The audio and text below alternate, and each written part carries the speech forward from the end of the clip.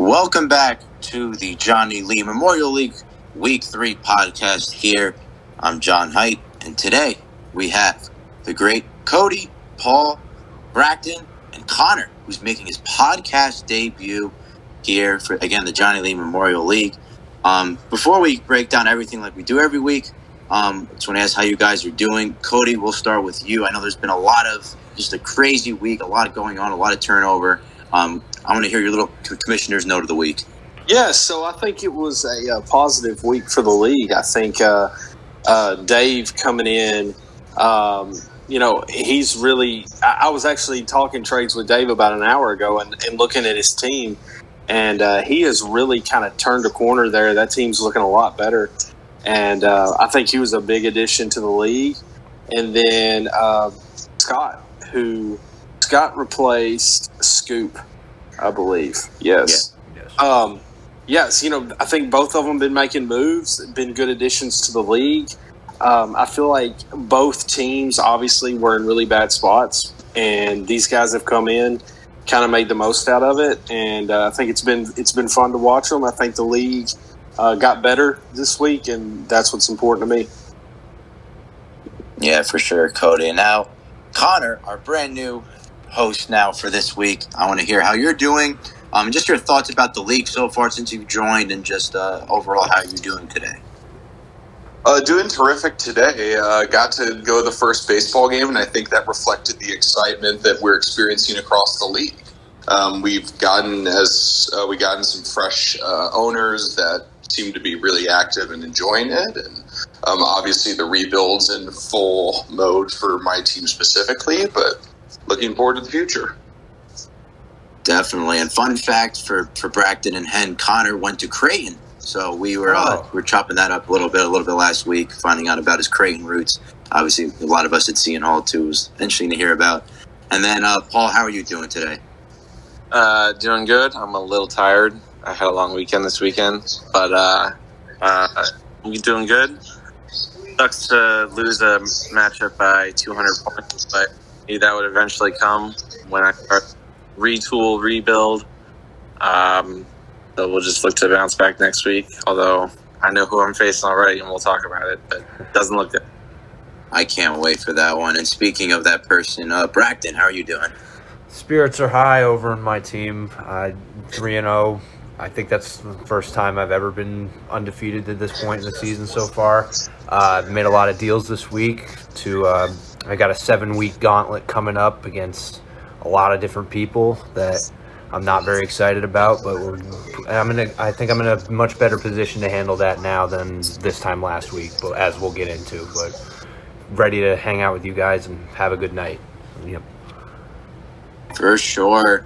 And I think many of us did not have Bracton being 3-0 on the bingo card heading into this season with the amount of turnover he's able to accumulate the last couple of weeks. So let's start with the matchups. Bracton, let's start with you, actually. Again, you won 657 to 588 against Dave, who again joined halfway through the week, and he had a very strong ending to this matchup.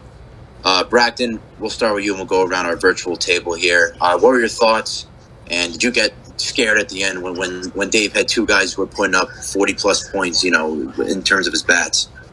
I wouldn't say scared is the right word. I would just say I think that Dave had a great week, first of all. I scored 657, and I needed every bit of it. I made a lot of trades during the week, too. I got some new pitchers that showed out immediately, like Alek Manoah and Logan Webb.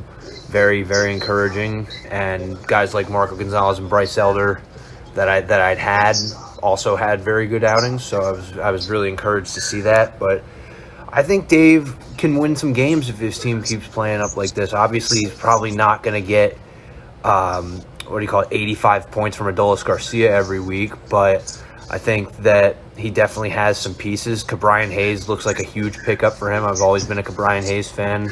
Wish Hen had traded him to me when I asked for him, but it's all good. I really like what Dave is doing. I think Dave's going to have a nice couple weeks here coming up, and I think he can win some games, honestly. As far as I go, I'm sure we'll talk about it a little later, but I like what I saw from my team this week for sure. Got it. Cody, what did you think? Yeah, it was a good matchup. Bragton's 3-0. He's had an easy schedule, but I will say this week specifically, 657. I think he finished fifth in scoring. Bragton would have beat a lot of teams this week. It wasn't just that the team he played scored 300 points. He got an easy dub.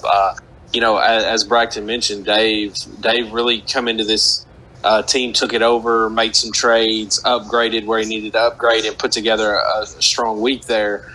Bragton had some serious competition. Both teams are trending up for me.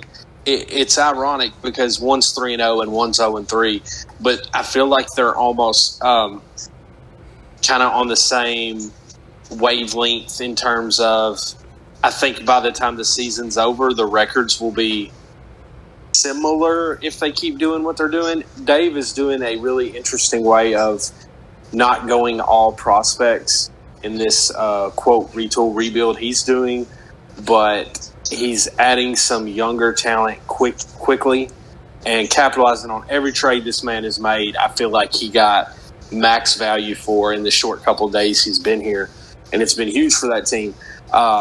Bragton was a team, 10 days ago I would have told you may start 3-0 and then may not win another game the rest of the season. That's completely changed. He's added some serious players to an already good core, I believe. It's a very young core. With young, you get inconsistency. But I noticed he reached out and got a couple of guys. I know we'll talk about trades later, but he got a couple of guys, Senga, he's 30 years old. I've never seen Bragton trade for a 30-year-old, but I guess when you're rostering Andrew McCutcheon, nothing matters. But, it was a good matchup. Good to see both. I like to see the teams people consider at the bottom scoring 600-plus points and competing. That's a positive thing for the league. I think it was good to watch. Definitely. Connor, what did you think about this matchup? Yeah, I think he really impressed. The initial instinct with the rebuild is, just sell off everything and get as many prospects as possible. But there was a really good fight put up, and a lot of the great players are still injured. Corey Seager's going to come back at some point in the next month or so. Robbie Ray will. So we could definitely see Dave do even more damage in the months to come. And definitely. And Paul, we'll end with you for this one. What did you think? Yeah, no, I echo everything that's been said. I think it was Bragton that said you're not getting 5 from Adolis Garcia every true, but you're also not getting 0 points from George. So Dave, he came in and took over for Jake. Immediately, I think he's done a great job. He did well at that trade, which we'll talk about. But I think the arrow's going up. Cody and I, we've known Dave from a previous league, and Bragton knew him. He's just a really solid owner. Every move he makes, you walk away thinking he won the trade. I look forward to seeing where he takes from here. And Bragton's built the team the right way. You guys have already said it a week or two ago. I don't think any of us thought that Bragton was serious about making this team a contender, but the moves he's made shows that he's for real, and he's going to be challenging, I think, for the top of the league. If not this year, certainly he's built a core that can challenge for the future. Yeah, I've said this time and time again. I think it is better. The league is better when Bragton's team is competing and good, and he's definitely bought into that the last couple of weeks. I'm not going to really repeat anything else you guys said. Good win for Bragton. 3-0 is impressive no matter who you're playing. So we'll see what happens next week. But let's stick with you, Paul, since we ended with you last. So you took on a very tough opponent in Jamie, who was 0-2 heading into this matchup, and he got his first win of the season. He defeated you 7-12 to 5-16. It helps when Jamie's having Pete Alonso. I think he's leading the league in home runs. He had a great week. Paul, what did you think of this one? Yeah, so it was a tough week for me. 16 combined points from Adley Rutschman, Ryan Mountcastle, my Orioles guys. going to lead to a bad week. I did a lot of moving. Losing Garrett Mitchell for the season probably is going to hurt me. My pitching didn't have a great week. I got 10 starts. Really need to start getting healthy. I have a lot of injury issues, but Jamie was the best 0-2 team probably in the history of fantasy baseball. He due for a win, and he got it. Pete also, like you said, went off. Cunha went off. Jacob Brown. He's got dogs. He's not going anywhere. In fact, he's only going to go up from here. 307 points from pitching. It's crazy. So good job, Jamie. Yeah, definitely a great showing by Jamie. Cody, we'll head to you next. What did you think? Yeah, so I Paul kind of mentioned about Jamie being 1-2. Make no mistake, ignore the record. This team is very, very good, and it's pretty interesting. I bring this up most weeks. The book on Jamie has been kind of a lack of pitching, and then his pitching goes off for 367 points this week.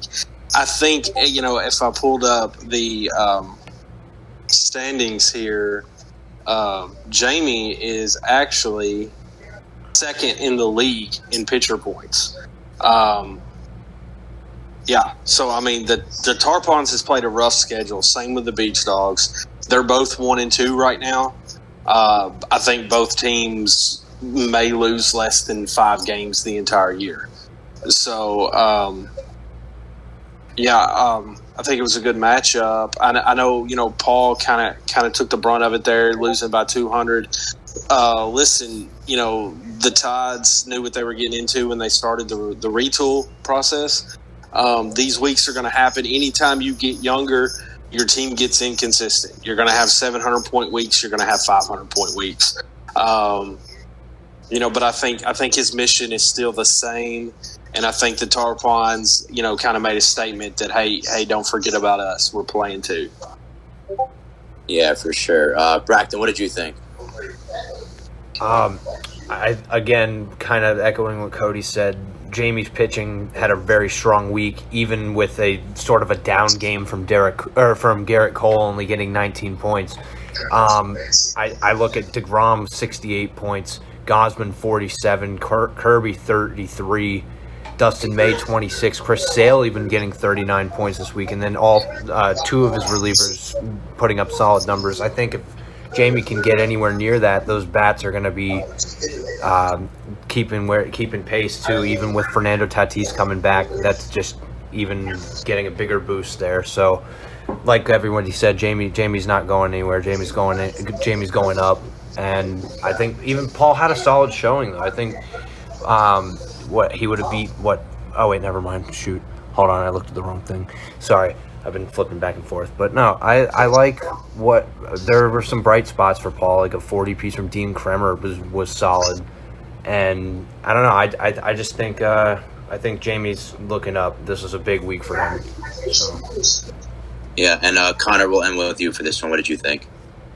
Yeah, I think Cody echoed it really well, that since Paul's retooling, there are going to be some inconsistent weeks, and Jamie was quite frankly due for a monster week. I'm sure we're going to get into next week's matchup, but he might end up being the best 1-3 fantasy team in history, and seems very primed to compete the rest of the year. And the pitching, I think last week there was a move, Chris Sale for Joan Duran straight up, that seems to have done well this week, and we'll see if that translates the rest of the year.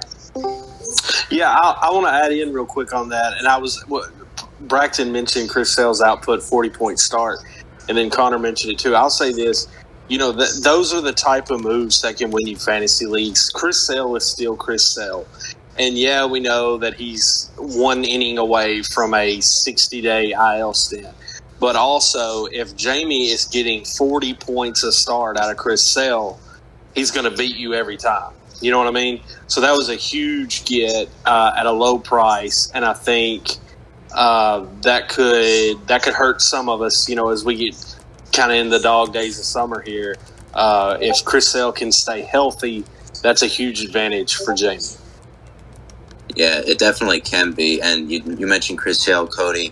I mean, Garrett Cole this week. I mean, I think he was SP1 for a while. He didn't even have that great of a week, and he still put up these monster numbers from his pitchers. I think he only had like 19 or so.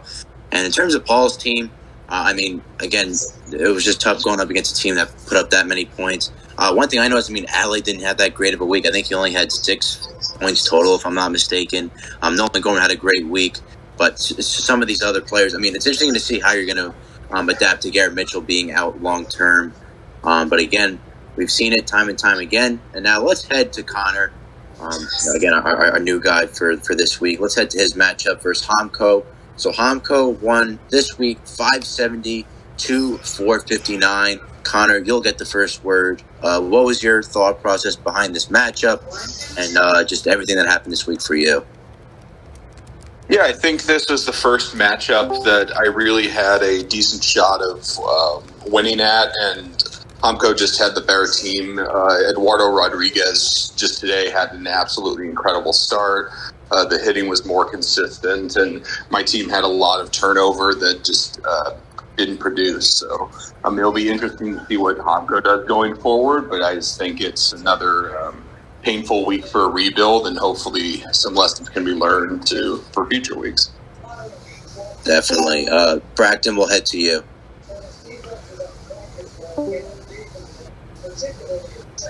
Hold up, sorry. Bracton, are you there? Yeah, hey, sorry, can you hear me? Yeah. Okay, shoot, sorry.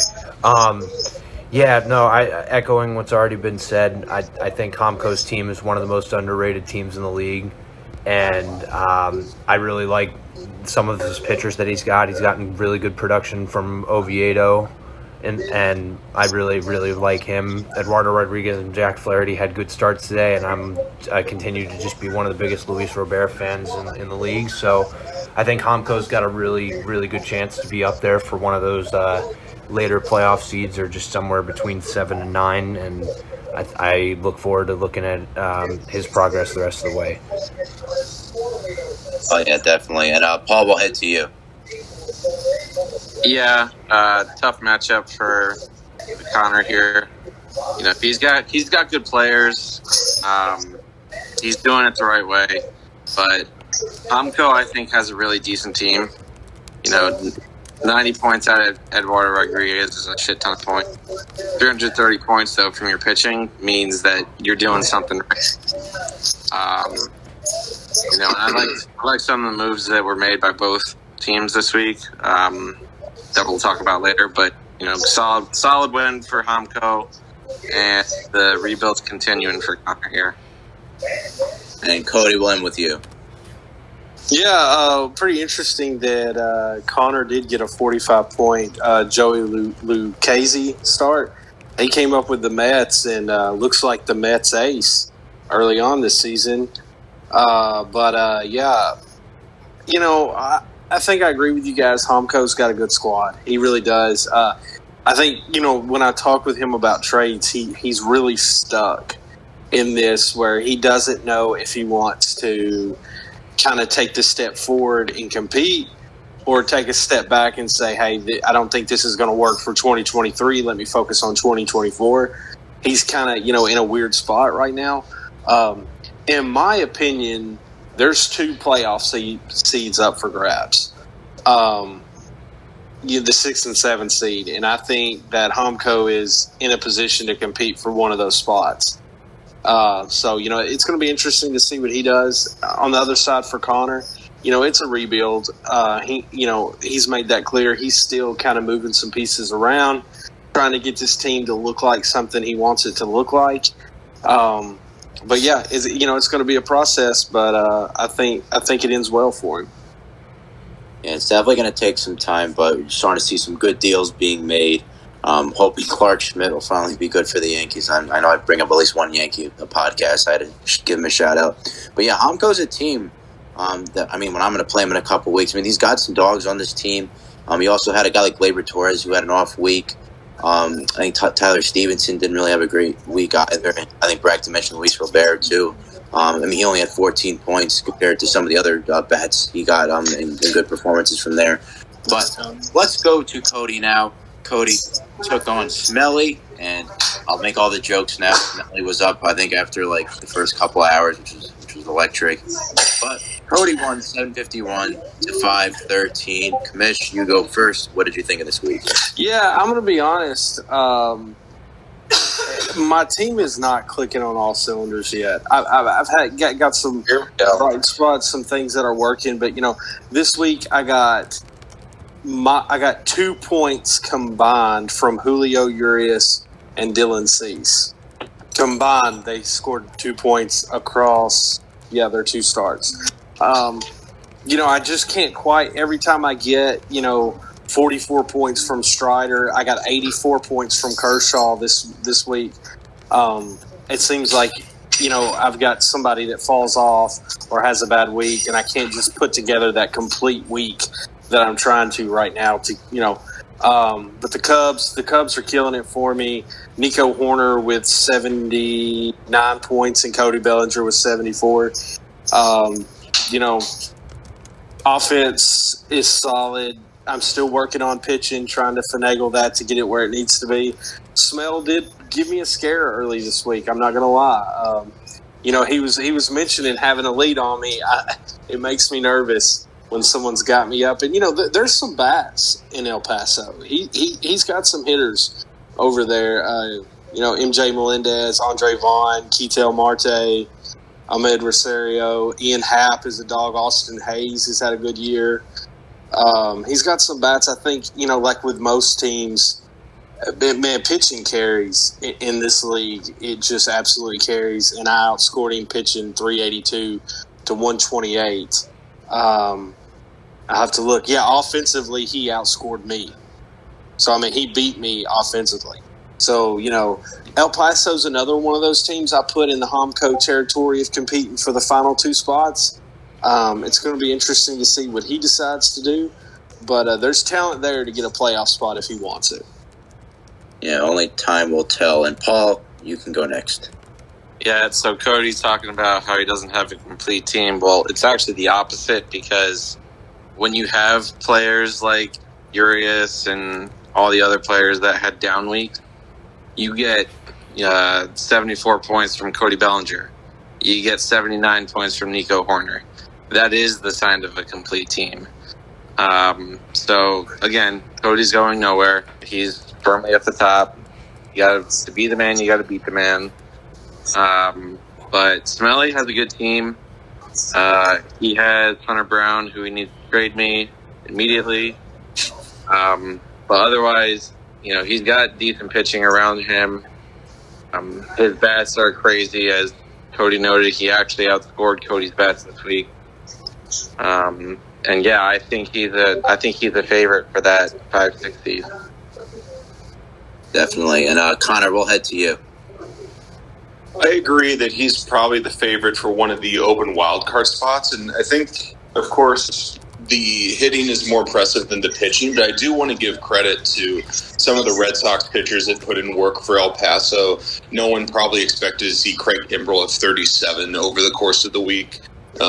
Smell acquired Jorge Lopez from me this week, and he had a decent showing. So I think there is potential for the pitching to improve, especially as more deals happen. But he didn't beat the man. Yeah, definitely. And Brack, you'll have the last word.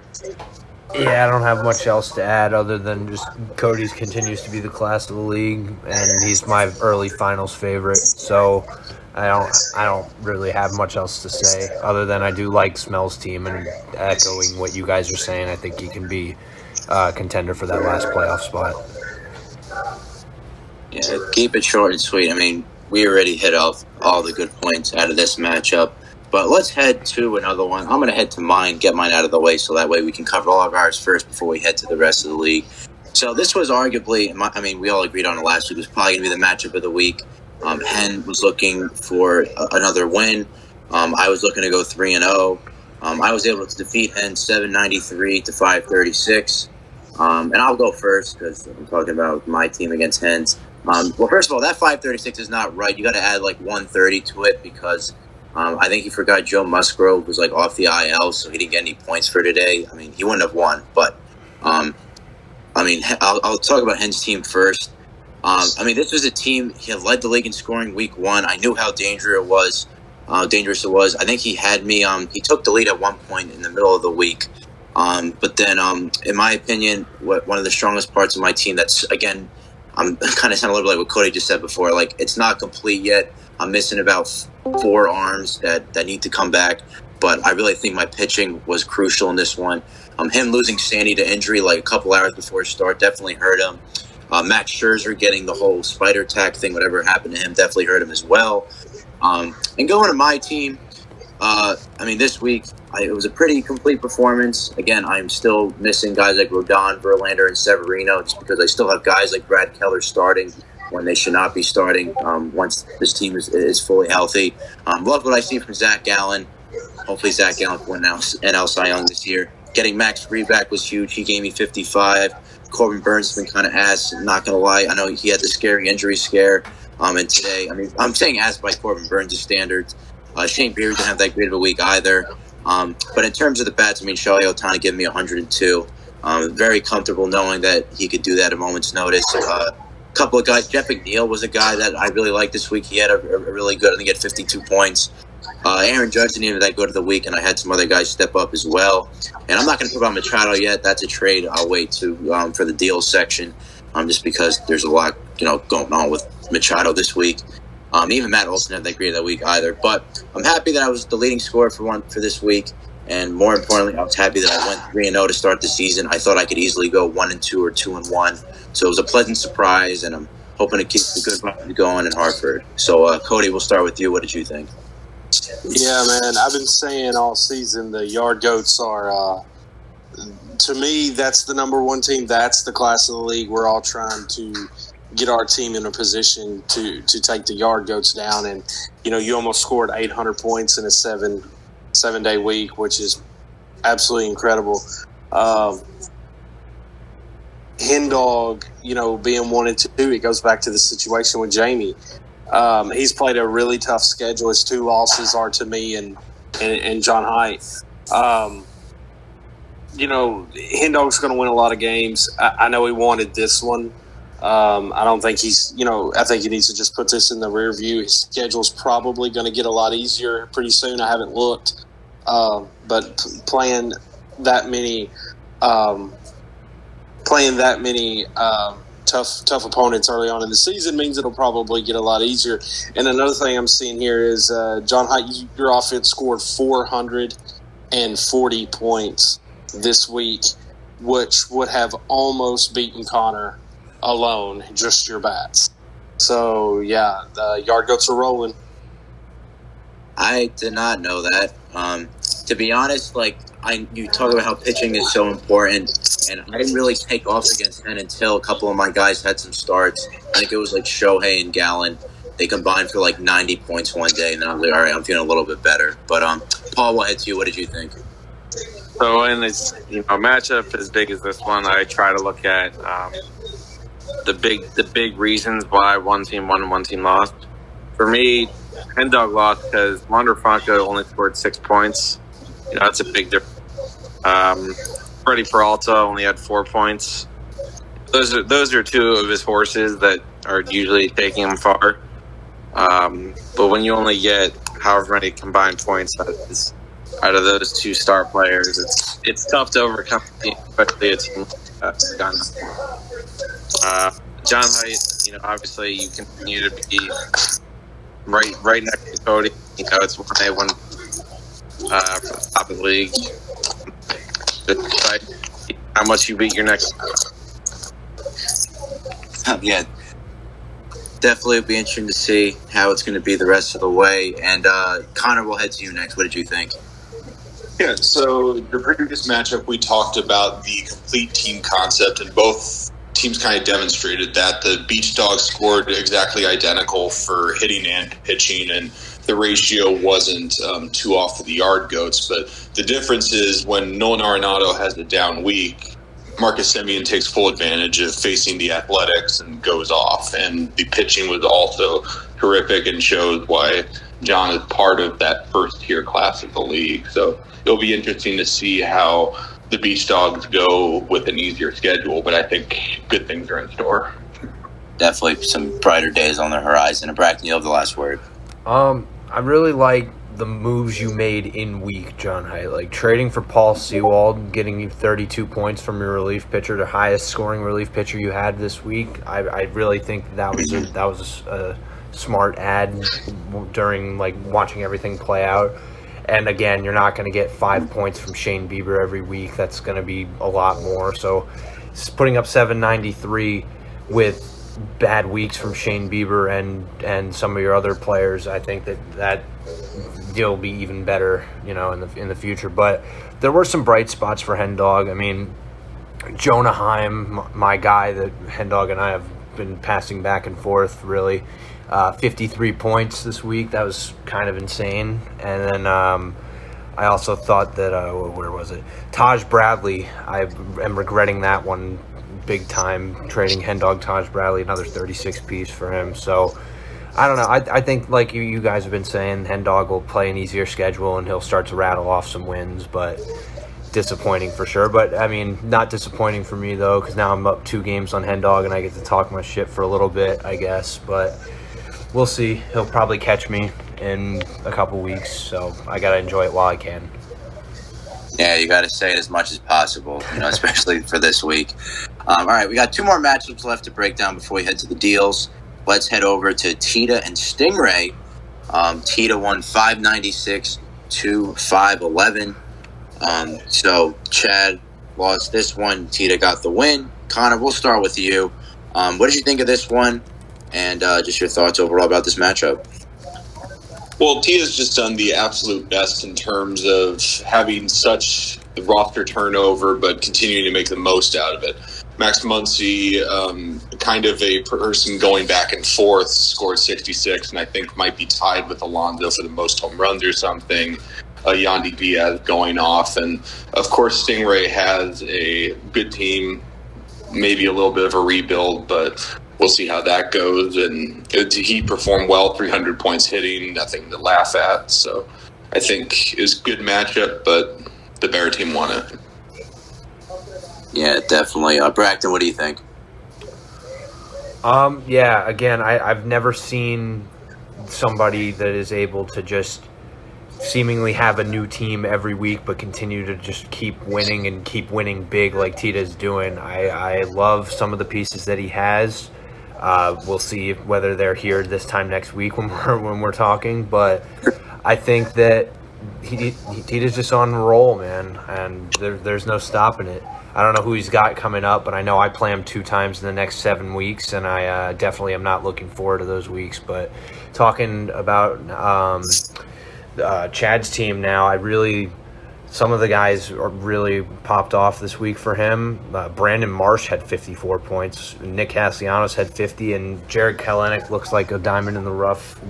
People were writing him off early, but Chad did really well in keeping him and trusting him, and looks like it's paying off. So we'll see whether Chad can turn it around a little bit, but definitely congrats to Tita on a well-deserved win. Yeah, and one thing I just want to bring up real quick before we head to the last 2 guys here is, oh my God, I mean, I traded Altman and Mitchell. I mean, now Garrett Mitchell's out for this season, but I had no clue. I was not familiar with James Altman's game.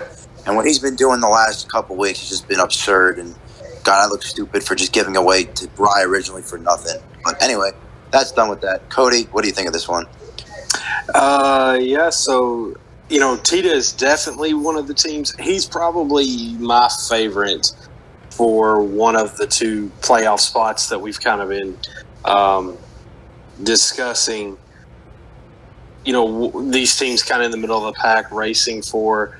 I think the team's good. It's so hard to sit here and kind of discuss, I like this guy on his team, I like that guy on his team, because I don't even know who's still there from 2 hours ago or who's going to be there this time tomorrow night. I just know he keeps roster churning. He keeps winning 3-0. Team keeps getting better. I don't see any reason that's going to change. And for Chad and the Dodgers, Chad's really positioned that team in a really nice spot. He's kind of held on to Jared Kelenic. I know I've personally asked him for 3 weeks for Jared Kelenic, and he's not willing to move him. And he's still far away. The team's super young, but he's got the pieces in place. And I got to mention 79 points from Vince Velasquez. Vivi's a dog. I've always known it. He's hurt me more than he's helped me in the past. I've kind of given up on him, but 79 points sucks to see someone else got that benefit. But yeah, I mean, maybe he's turning it around in Pittsburgh. 54 points from Drew Smiley. He's still got Matt Gore. Matt Gore's another guy that took a big step forward with Washington this year. I think he's going to develop into the top-tier pitcher that everyone thought he was a couple years ago. But yeah, it was a good matchup. Chad made it closer than I probably would have thought it would have been. But yeah. Yeah, Chad definitely had a strong day today. I think it was either today or yesterday that made it really competitive towards the end. And Paul, you'll have the last word. Well, I don't have much because Cody, I think, took exactly what I was going to say. I was basically going to say you can't really talk about Tita's team because you never know who's actually still on his team, which Cody said. And I was going to mention Vincent Velasquez, too. So, Pittsburgh, they're in first place in the NL East right now as of this taping. And, maybe Vincent Velasquez will have a lot to do with that. Chad's doing a good job. Actually, and while we were podcasting, Chad made a trade for Adolis Garcia. So, another outfielder for him. And then Tita made a trade for George Springer. But like we say all the time, who knows if George Springer will be on there at this time tomorrow. So Tita, he wheels and deals, but he always still produces a team that's good enough to win that week. So he's doing something right. Whatever it is that he's doing something. He definitely is. I mean, he's also one of the few 3-0 teams left. And let's head to the last matchup of week number 3. In my opinion, probably the most underrated team, honestly, in my mind for this league. Bry defeating Scoop/Scott, 646-399. I mean, Bry is right up there. His team is just filled with young talent, filled with good talent as well. Cody, you can go first on this one. Sorry, finishing up something here. Let's see, Bry. Yeah, so Bry is definitely in a position that I consider him one of the top 5 teams in the league. I think his playoff ticket's already locked in. It's interesting to watch kind of how he manages his team on a daily basis. This guy is getting every ounce out of this team that he can every day. It's got stars. It's got young guys. The vibes are a vibe, man. Pitching's deep, really deep. I think he runs like 13, 14, 15 starting pitchers deep. And he won in a week where his best pitcher, Nick Lodolo, got minus 13. So, the vibes are going to be tough out. As far as the Flying Squirrels are concerned, this is a team that is, got a new owner. I think Scott has made it his mission to kind of change this roster around a little bit. I think he's already started that the work there, really trying to get some prospects and influx of minor league talent to build around. So you're going to see a lot of these sub 400, sub 500 weeks for him right now. But I think it's what this team needed. I think you got to get some youth in there. You've got to get some guys in the future that you can build around because this team wasn't going to win this year. Yeah, and I mean, we'll talk about it in a little bit. I mean, I love Tristan Casas, and he was able to get him earlier today. Already some good youth for this team. Paul, you're up next. Yeah, so piggyback a little bit on what Cody said. I was just counting. Bry used 28 different pitchers this week. So if you think you're good at streaming, you have nothing on Bry. He is the stream master. Like Cody said, his best pitcher was negative 13 this week, and Pablo Lopez was negative 2.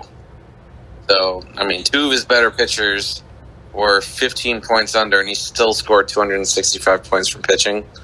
which is just an insane number. And he, I can't count the relief pitchers but that's how he's beating everybody. I mean, so just be on the lookout. If you're playing Bry, he is going to stream you to death. So just be on the lookout. But as for Scott, we welcome him to the league this week. He has the very tall task of doing something positive with Scoop's roster, which I've said it's the worst roster in the league, but already he's made a positive impact on it. There's going to be a lot of tough times this year for him. Probably even into next year, he's going to have some tough times. But I believe in Scott. I think he's going to take on this challenge, and he's going to build something. I think that we're all going to be pretty impressed with. Yep, and he's definitely going to do it in his way. I'm trying to change the image to the Richmond Flying Squirrels. And Connor, we'll go to you next. What did you think of this one? Yeah, I think pretty much all that's been said. Bry's a master in terms of streaming, and when you get 11 points from Mason Engler, all these relievers, it adds up. And, I mean, the hitting itself would have outscored Scoop/Scott's team and might have almost outscored my team in total. So I think it was just an impressive outing, and Bry continues to show why he has such an underrated team that will be a force going forward. Definitely. And Braxton, you'll have the final word about this. I keep saying it on every podcast that I think Bry is one of the best teams in the league, right up there with the top three, in my opinion. I would just like to point out that, I mean, echoing what Cody and Paul were saying about welcoming Scott to the league, I think that Scott, while he does have a tall order, I think you guys were right when what you were saying about how he's already made a positive impact. And I really, really enjoyed getting to know him during the whole interview process, and I'm confident that he will definitely turn things around, maybe even sooner rather than later.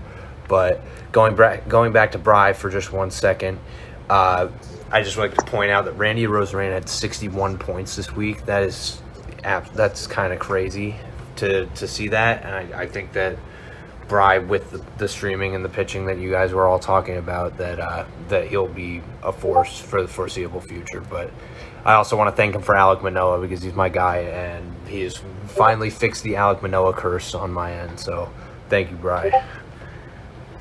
Yeah, definitely a good get for Manoah. But, I mean, you guys hit the point home pretty effectively. I mean, again, I said it before, Bry is such an underrated team, arguably probably the most underrated team in the league right now. Just the way he manages his team, it's really a masterclass every single time. But, all right, let's head to the most fun part of the league and of the show. We're going to talk about deals. And literally while I was talking, Cody made a trade. So what I think we should do is, in addition to everyone in the virtual circle now giving your thoughts about your favorites of the week, if you made trades during the week, because I think everyone here made a few at least, talk us through, whatever ones you want to talk about.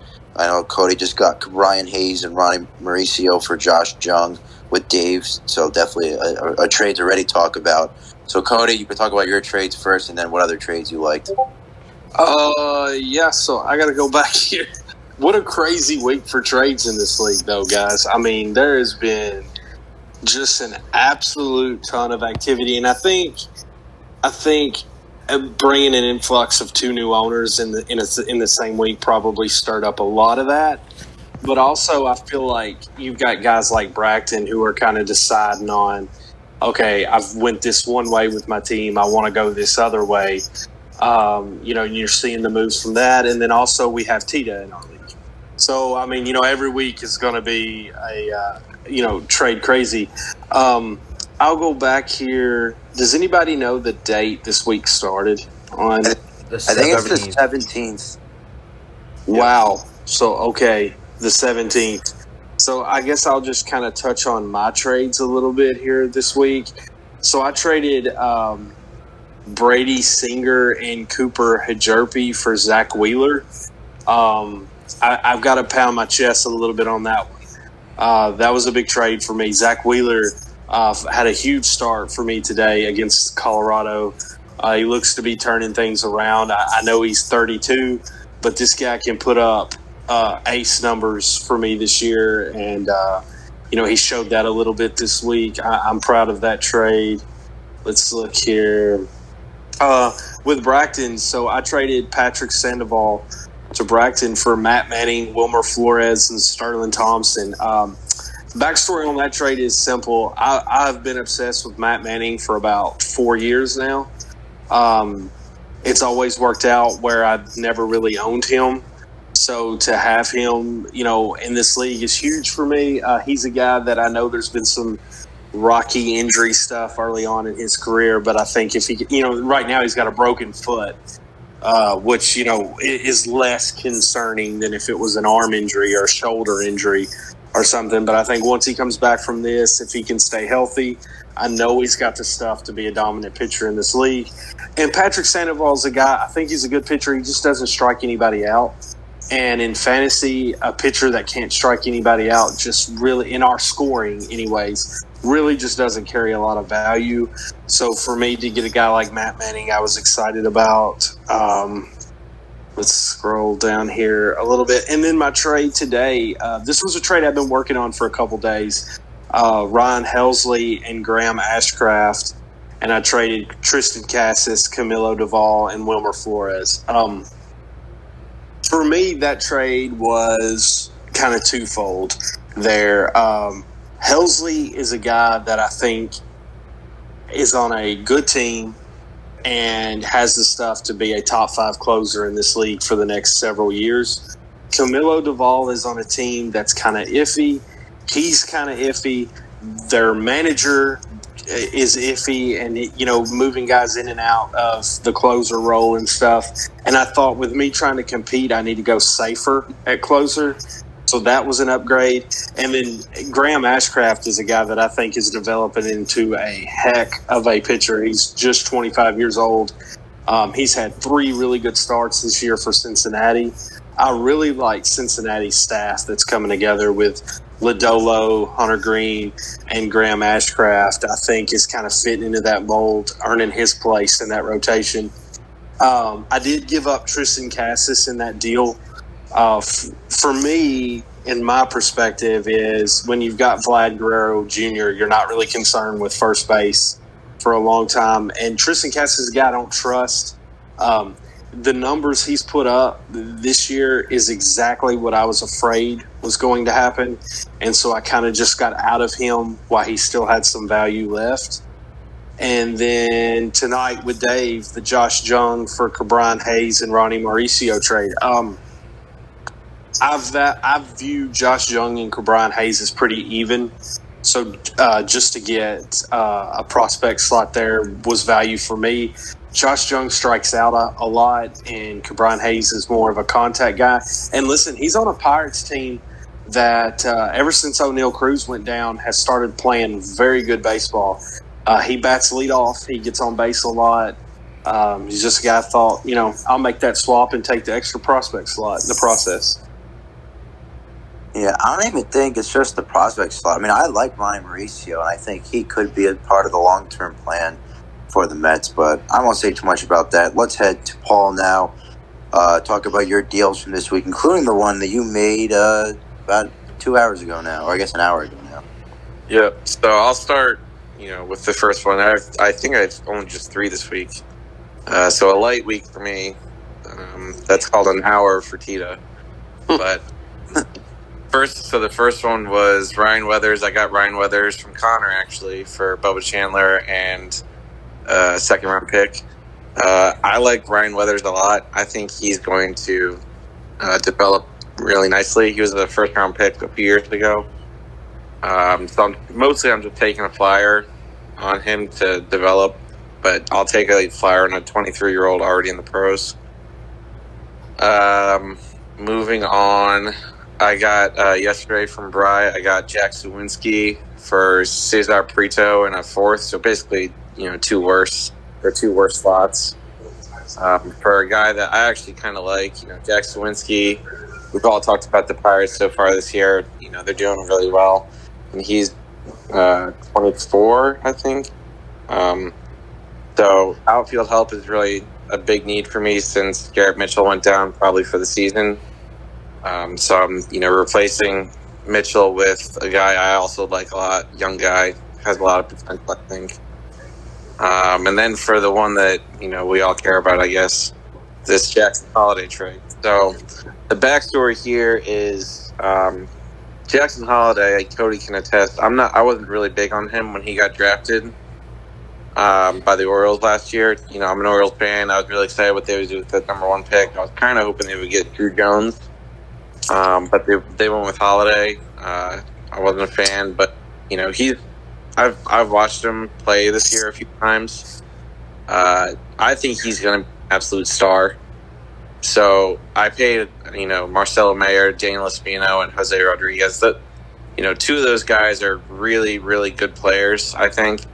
I mean, Marcelo Mayer himself might be as good, maybe better than Holiday. Daniel Espino has been, at the top, if not the top, pitching prospect in baseball for the last 2 or 3 years. So I paid the price for sure. Prelander, Baroa, I think he'll be a closer in this league. The likes of vintage or oldest Chapman, hopefully, is what I'm hoping for. He's got that talent. He's got that. He just needs that command. But to highlight a couple more trades from this week, I think we'll let Braxton talk about his trades, but that Manny Machado trade, the inaugural trade from Dave, where it was Manny Machado and Max Muncy for India, Ke'Bryan Hayes, Ronnie Mauricio, Dalton Rushing, Noelvi Marte, and Matt Mervis. Let me tell you, Tito, he wins some trades, he loses some trades. I think he got demolished in this trade by Dave. I'm not a huge India fan. I like Ke'Bryan Hayes a lot, though, and I like Ronnie Mauricio a lot. Noelvi Marte, when he went to Cody, I think he got him in a trade a little bit ago. I thought he was the best player in that deal. I like Matt Mervis a lot with the Cubs.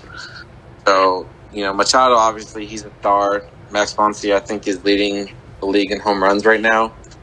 But those are 2 pieces that Dave absolutely got the most out of, I think. So good job to Dave. He comes into this league and swings, right out of the gate. So good job. Yeah, and that was arguably the most important thing we were saying when before he took over, was that Machado piece was so important for the future outcome of that team, and for what he got for it. Definitely is going to set him on a pretty good path going forward. And all right, Connor, you're up. I see you had quite a few trades this week, so it's time for you to talk about yours. Yeah, I think it's kind of a tale of 2 different sides of the week. The first part was mostly selling off starting pitchers. I traded Taijuan Walker to Braxton to essentially improve on a pick I had, and traded Eric Lauer to Bry for Chase Silseth, Jose Suarez, and a late pick. And then after the first couple weeks, I think I took some interesting gambles on maybe some older pitchers. Essentially, I moved Hunter Renfroe and Ty Madden for Blake Snell. Recently made a trade for Nady Eovaldi with Tita, and we'll see where those go. Then the other major trade was acquiring Starling Marte for, I believe, Christopher Morel, Gavin Lux, and Dylan Carlson. So that's a risky for a 34-year-old, but we'll see where those end up. But I think, it was a really active week and a lot of turnover, but hopefully that some of those assets acquired can increase and can move them later to help the rebuild. Yep, definitely makes sense. And Braxton, you're up. I'll do my trades after you. I know it's going to be quite a bit. You were probably the most busy out of everyone this week outside of Tita, so you're up. Well, I think, correct me if I'm wrong, we talked about the Brian Reynolds for Zach Neto, Alex Verdugo, and Spencer Torkelson trade on the last podcast, because I think I made it during the podcast. But yeah, so you did. I won't spend a lot of time on that one. I'll just say that I really like Neto, Verdugo, and Torkelson. Verdugo has been as advertised ever since I got him. Neto struggles, but I guess that's what it is with young players like that. I mean, he's only like a couple months older than we are, John Height. So I mean, I know I gotta be patient with him, but I like having him in the building. Spencer Torkelson's my guy. We won't spend a lot of time on that one, but Dre Jamerson for Tyler Soderstrom right now, not looking very great. I think I've had 2 Jameson starts since I traded for him, and I think he went 6 and -13. I still believe in him, but right now that looks like a loss for me. But looking at a win for me right now, I think Alek Manoah and a first for Pablo Lopez and Christian Santana. I've always been a believer in Alek Manoah, except for that one night 2 years ago in May that probably I should just need to forget about now that I have him back. But the IKF for Alek Manoah trade just keeps sticking with me. But now that ship has been hopefully righted now that Manoah's back. But I really, really, really am very happy that Manoah is on my team. I actually watched some of the Yankees game that he was playing, and he looked really good. So hopefully he's adjusting the pitch clock and everything. New rules. I know that was a concern for him, but it looked really, really good the other day. So a non-trade of mine that I just wanted to point out, I want to give you props, John Hay, for Jacob Berry for Steven Matz. I like that trade for you a lot, John Hay. Jacob Berry is one of my favorite prospects in baseball, and getting him for Steven Matz, I think that was a good deal for you.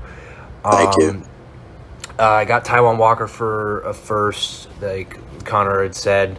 Taijuan Walker had a very good very good outing for me this week, so I like that deal for both of us because Connor gets a nice asset in the future too. Just keep scrolling down.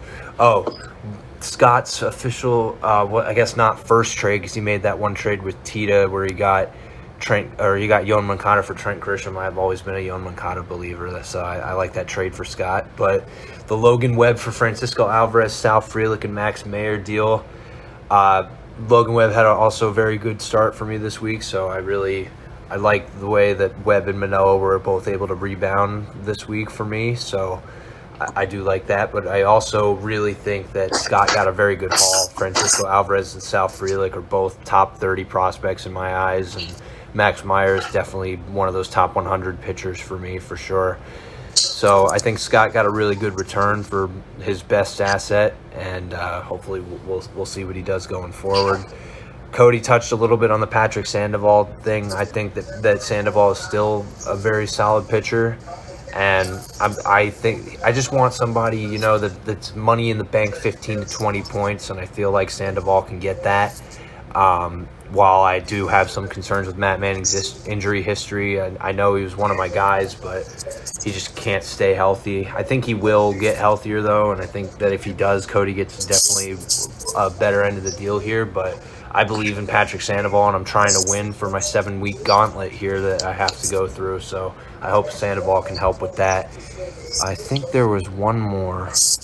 Oh, Kodai Senga and Sean Manaea to me for Jackson Jobe and Brandon Barea. Again, I really want to try and win the next 7 weeks here against some of the league's best, and getting Kodai Senga I feel like will definitely help with that. Doesn't mean I won't miss Jobe and Barea. They're two of my underrated pitching prospects in baseball. Tita's definitely on that, and I really like that side for him when he's trading a 30-year-old like Senga. I often don't do that. I really rarely don't trade for 30-year-olds, but I made 2 in the same week, so that's kind of crazy. And Braxton, real quick, yeah, I got to point out that you have found a way to trade for Sean Manaea twice in 2 weeks, and you've never owned him. You've owned him for a combined 8 minutes. How is that even possible? That's crazy. Yeah, I'm not a Sean Manaea fan, guys. It's just I know he has some name value around here, and I instantly flipped him for a couple fourths. I like that deal for both of us, honestly. But I just Manaea was taking up a roster spot for me, so I wanted to see if I can get something for him. But I think there was one more. Where was the Jackson Holiday deal for me? I did not wake up that morning thinking I was going to trade Jackson Holiday, okay? I had every intention of Jackson Holiday being on my team forever, really. And then Tita sends me a DM that says, Ellie, ? And I go, don't really want to do that. And then he says, I was going to offer you Bregman in India. And I was like, whoa, okay. I might do that for Holiday, but I wouldn't do that for Ellie. He says, okay. I'm like, I can't turn this down, right? Like, I had to do that, and that will definitely help me going forward. But I wouldn't be surprised if Holiday is the best player in that deal when we're talking about it, even a year or two from now. But that's all for me. I really love the activity going on in the league this week, and even tonight while we've been on this podcast, it just shows what we've got a really good thing going here, and I'm really happy to see everybody embracing it and being a part of it. Yeah, go ahead, Paul. Sorry. So you wouldn't have done that trade for Ellie, but you did do it for Jackson Holiday? Is that what I just heard? Yes. Wow. So, yeah. Okay. That's interesting. Ellie De La Cruz is the best prospect in baseball in my eyes, and he's going to be up very soon, and I can't wait. He'll be a lifer for sure. I always thought that you liked Holiday over Ellie, but okay. No. That's interesting. I want to touch on this Tita Bracton trade. It's such an interesting trade here. There's so many layers to it. And I'll say it's actually unfortunate that Tita traded Jackson Holiday 24 hours later to Paul, or however long. He didn't have him very long. I don't think I get that, but I'm just saying because like when I look at that trade and like if you're Bracton, you get India and Bregman for Holiday, and I think if Bracton reached out to me and I told him like you jump on that, right? Like you're talking 2 6-point bats right now, 6-point bats production immediately into your lineup for a kid that could be 2 years away, and then is maybe a 6-point bat, is maybe a 5-point bat. You don't really know. On the other coin, there's a real possibility that we look at that trade, which we won't now because he moved Jackson Holiday immediately, but the real possibility, you look at that trade 2 years from now and you go, holy crap, Tita got Jackson Holiday for just India and Bregman. You know what I mean? It's just an interesting trade. I think I see why Tita did it, I guess. I personally would never lose my second baseman and third baseman for a prospect. But I mean, I will agree that Jackson Holiday is not just any prospect. But yeah, and then you go to the trade with Paul. The trade with Paul, that's an interesting trade too. Marcelo Meyer is good, very good. I don't think he's quite the Jackson Holiday level. But then in reverse, Tita did get Daniel Espino, but Espino's a guy I think probably the most risky prospect involved in that trade. All prospects are risky, we know that, but he's had some injury concerns for a while. Now he's actually hurt, going to be out a while. Like it just seems to be snowballing for him, and it's kind of one of those things, we've seen it before. I threw out the name to Paul, Brent Honeywell. That's what kind of happened to him. But yeah, it's just pretty interesting to see Jackson Holiday move twice in such a short period of time. He's a guy that, every time someone's gotten him, they've said he's not going anywhere. Then you see him move twice in just a couple hours. And I will say now with full confidence that Jackson Holiday is not going anywhere. We have traded him to the Orioles fan. So great job, Tita. Now Adley Rutschman goes nowhere. Jackson Holiday's going nowhere. Grayson Rodriguez is going nowhere. So enjoy them, Paul. You got some studs, man. Yep. No, and I'll comment on that real quick. Cody's comment. The second he typed Brent Honeywell, that immediately got me moving towards doing that deal because I wasn't going to before. And then I messaged John Haidt about it, what his thoughts on Daniel Espino were, and he said something about he's good but he's got injury concerns, and to me that was the catalyst to say, okay, there's enough people around this league that have at least questions about Espino, and so for me that was the moment I was like, okay, I actually think I could do this trade. I mean, I still was back and forth about it, but I think it's safer for me, and I kind of need safe at this point. But I mean, who knows? Tita could deal Espino in the next, day or two and get more than I got. So, but we'll see. What happens. Yeah, the first thing I'll say to that when you asked about Espino is I think I've talked to at least 2 people about it. One of them might have been Hen, and they were saying his arm is like pulled pork just with the injury concerns now that he's actually hurt. So once I heard that kind of knocked him down a few notches for me. But again, you got your guy, you got Jackson Holiday, and again, I'm sure he's not moving anytime soon. Before I comment on some of the other trades, let me do mine real quick. I kind of had 2 strategies this week. One was I wanted to replenish the prospect pool a little bit to gear up for the rest of the season. There were some guys on my team that were definitely movable that I wanted to move, and I was pretty happy with some of the prospect returns I got. And then the second one I'll get to in a second because that part was very unexpected. First trade, Bracton mentioned it. I appreciate the kind words before. It was Paul Sewald, and I gave up Jose Alvarado and Max Muncy, the prospect. The way I looked at it was it's basically Max Muncy for Sewald because I picked up Alvarado off waivers.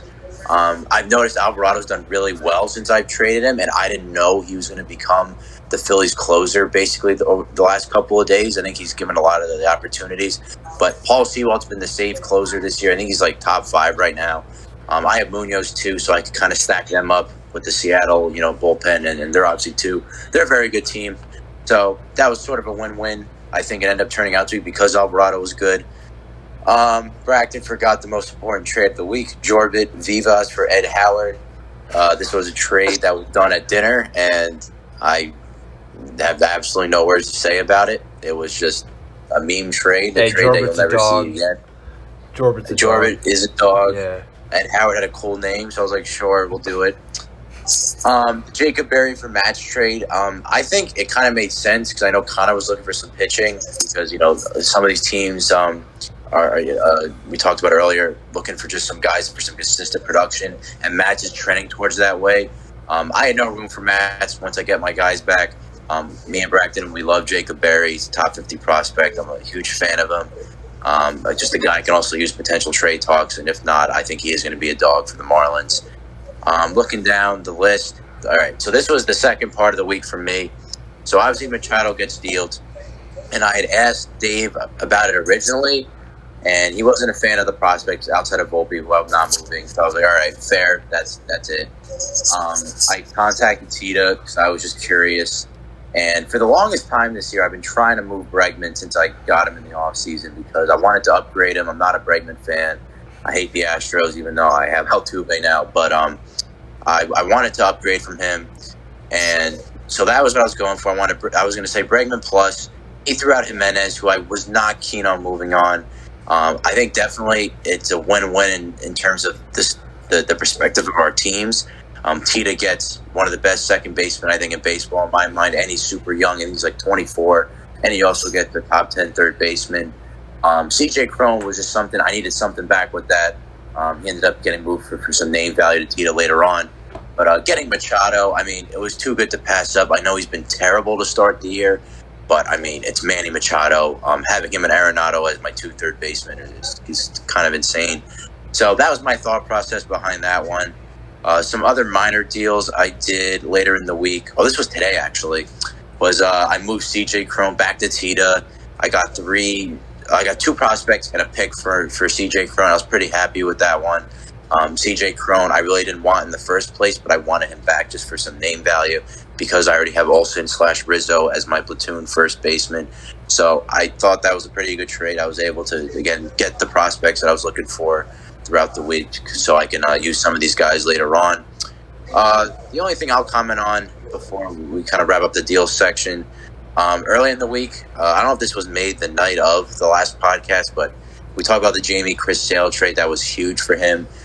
Jamie starting to buy into the arms argument that you need a good pitching to win this league, and by getting a guy like Chris Sale, it's definitely going to help him. Bracton, you brought up the Alek Manoah trade. I definitely think it was interesting to see people panic on him quite early. I mean, as a Yankees fan, I hate the guy, but I think he's a very good pitcher, and I think he was just getting used to the season. I do love Pablo Lopez as well. I told you I love Pablo Lopez, but I think Al Manoah is still going to be a great pitcher. We talked about the Dave Machado trade, how he got a lot of good assets for Machado and Max Muncy, who's off to the hot start. Braxton, I'll bring you up again. Getting Logan Webb.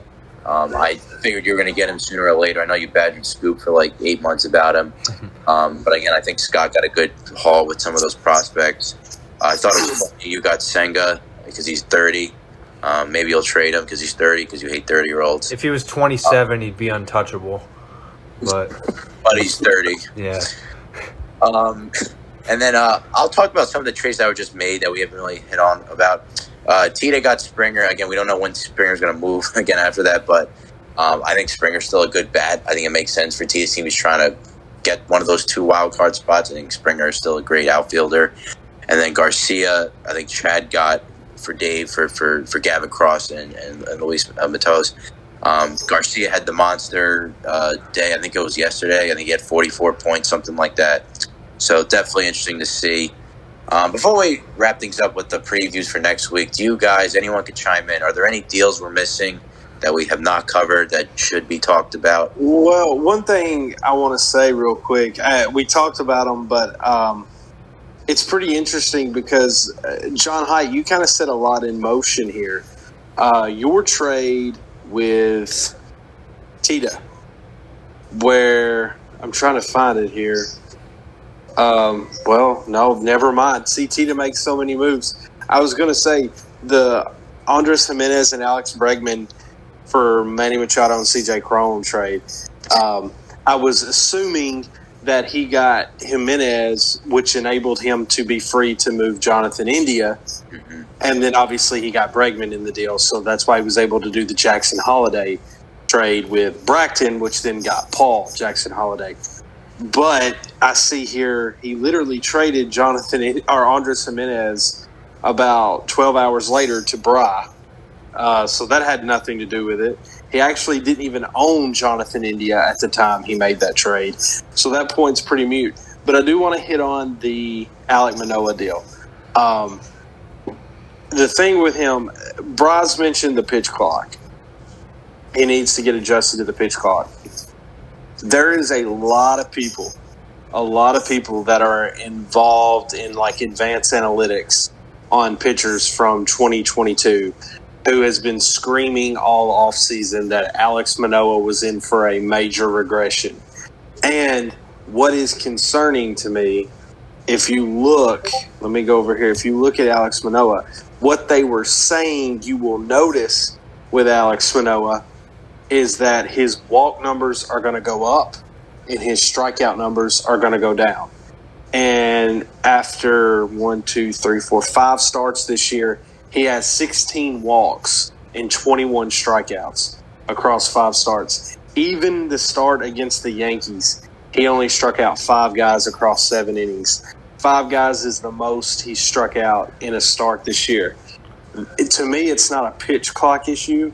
There is something going on with him, and I'm not smart enough to pretend to know the analytics of how this was predicted, but it is when you see something all off season and then you get into the first month of the season and it's happening the exact way they said it was going to happen, it's pretty alarming.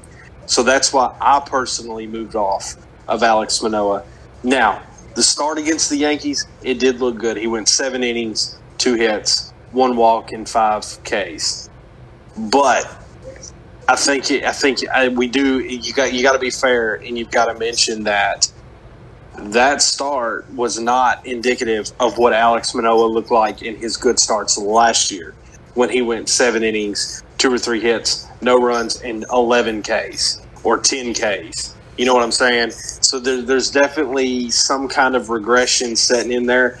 For Bracton's sake, you hope it's not too far, like it looked like a couple starts he had there that was pretty bad. But I think it is safe to say he's not the Alek Manoah that he was last season. Yeah. So what do you think it is, Cody? I agree with everything you're saying. So do you think it's injury related? Do you think there is, because I saw that he also has a velocity problem. What do you think? So I'm going to be honest. I was pounding the table for injury. Listen, these dudes, this happens a lot. I know you guys know this. Guys get hurt. They know they're hurt, but they don't want anyone else to know they're hurt. So they kind of try to play through it, tough it out. They think, oh, it's just some kind. I was really thinking that's what was going on with Alex Manoah. If you followed Alex Manoah from his time at West Virginia, the dude, I mean, when he was pitching at West Virginia, he became famous because every time they tried to pull him from a game, he had a fist fight with the manager on the mound. Like he's a bulldog. He wants to be out there. He wants to throw 9 innings every time he goes. He has that kind of personality that would have an injury and be trying to just kind of pitch through it and not let anyone know. So I did think that's what was going on. But the start against the Yankees last week, it kind of tells me it's not an injury. I don't think anybody hurt could do what he did against a very, very good Yankees lineup. I think it's kind of what they were saying with the advanced analytics stuff that I was reading on this offseason.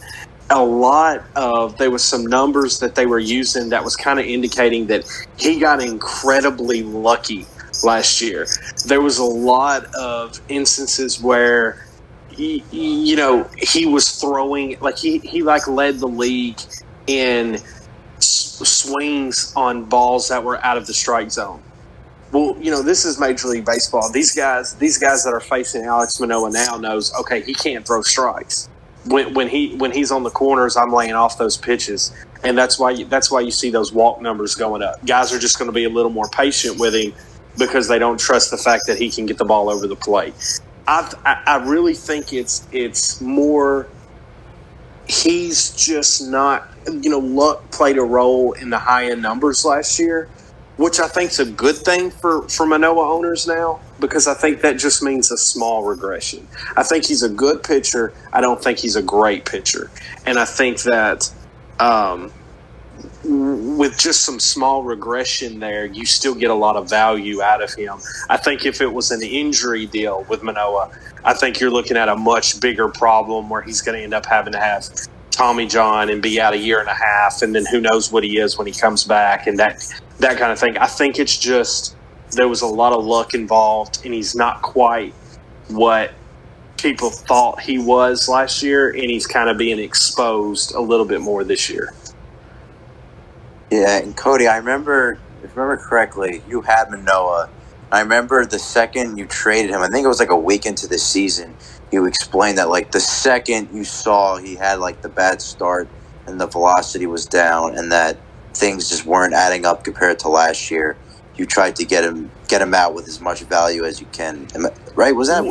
Yeah, no, that's exactly what happened, because like I said, I had so a little backstory here. When Josh was the previous owner of the team before Hendog, and I was all about Alex Manoah last year. I didn't know that there was some of these high-end peripheral numbers that meant he was lucky. I didn't know all that, okay? I just thought seeing the guy getting 11 Ks a game, pitching in the 7th and 8th inning, I was like, I want this guy. And I never could get him. Well, when Hen took the team over, it was pretty quick. I would have to go back and look. I was able to get Alex Manoah pretty quickly after Hen got here. And then I started, unfortunately, reading these articles like, hey, avoid Alex Manoah in 2023. And I'm like, no way. Like, why would you want to avoid him? And I was kind of educated, and I didn't believe it. I was like, that's bull crap. Like, he'll be fine. It's Alex Manoah. He's great. And when I seen him come out and do that, I was just like, my gut was like, bail now before he loses all his value and you can't recoup some of the assets you gave to get him. So that's just what I tried to do in that big Patrick Sandoval trade with Bry, where I got, Oswaldo Peraza and Yanquiel Fernandez. And I think I ended up with like 4 or 5 prospects plus Patrick Sandoval.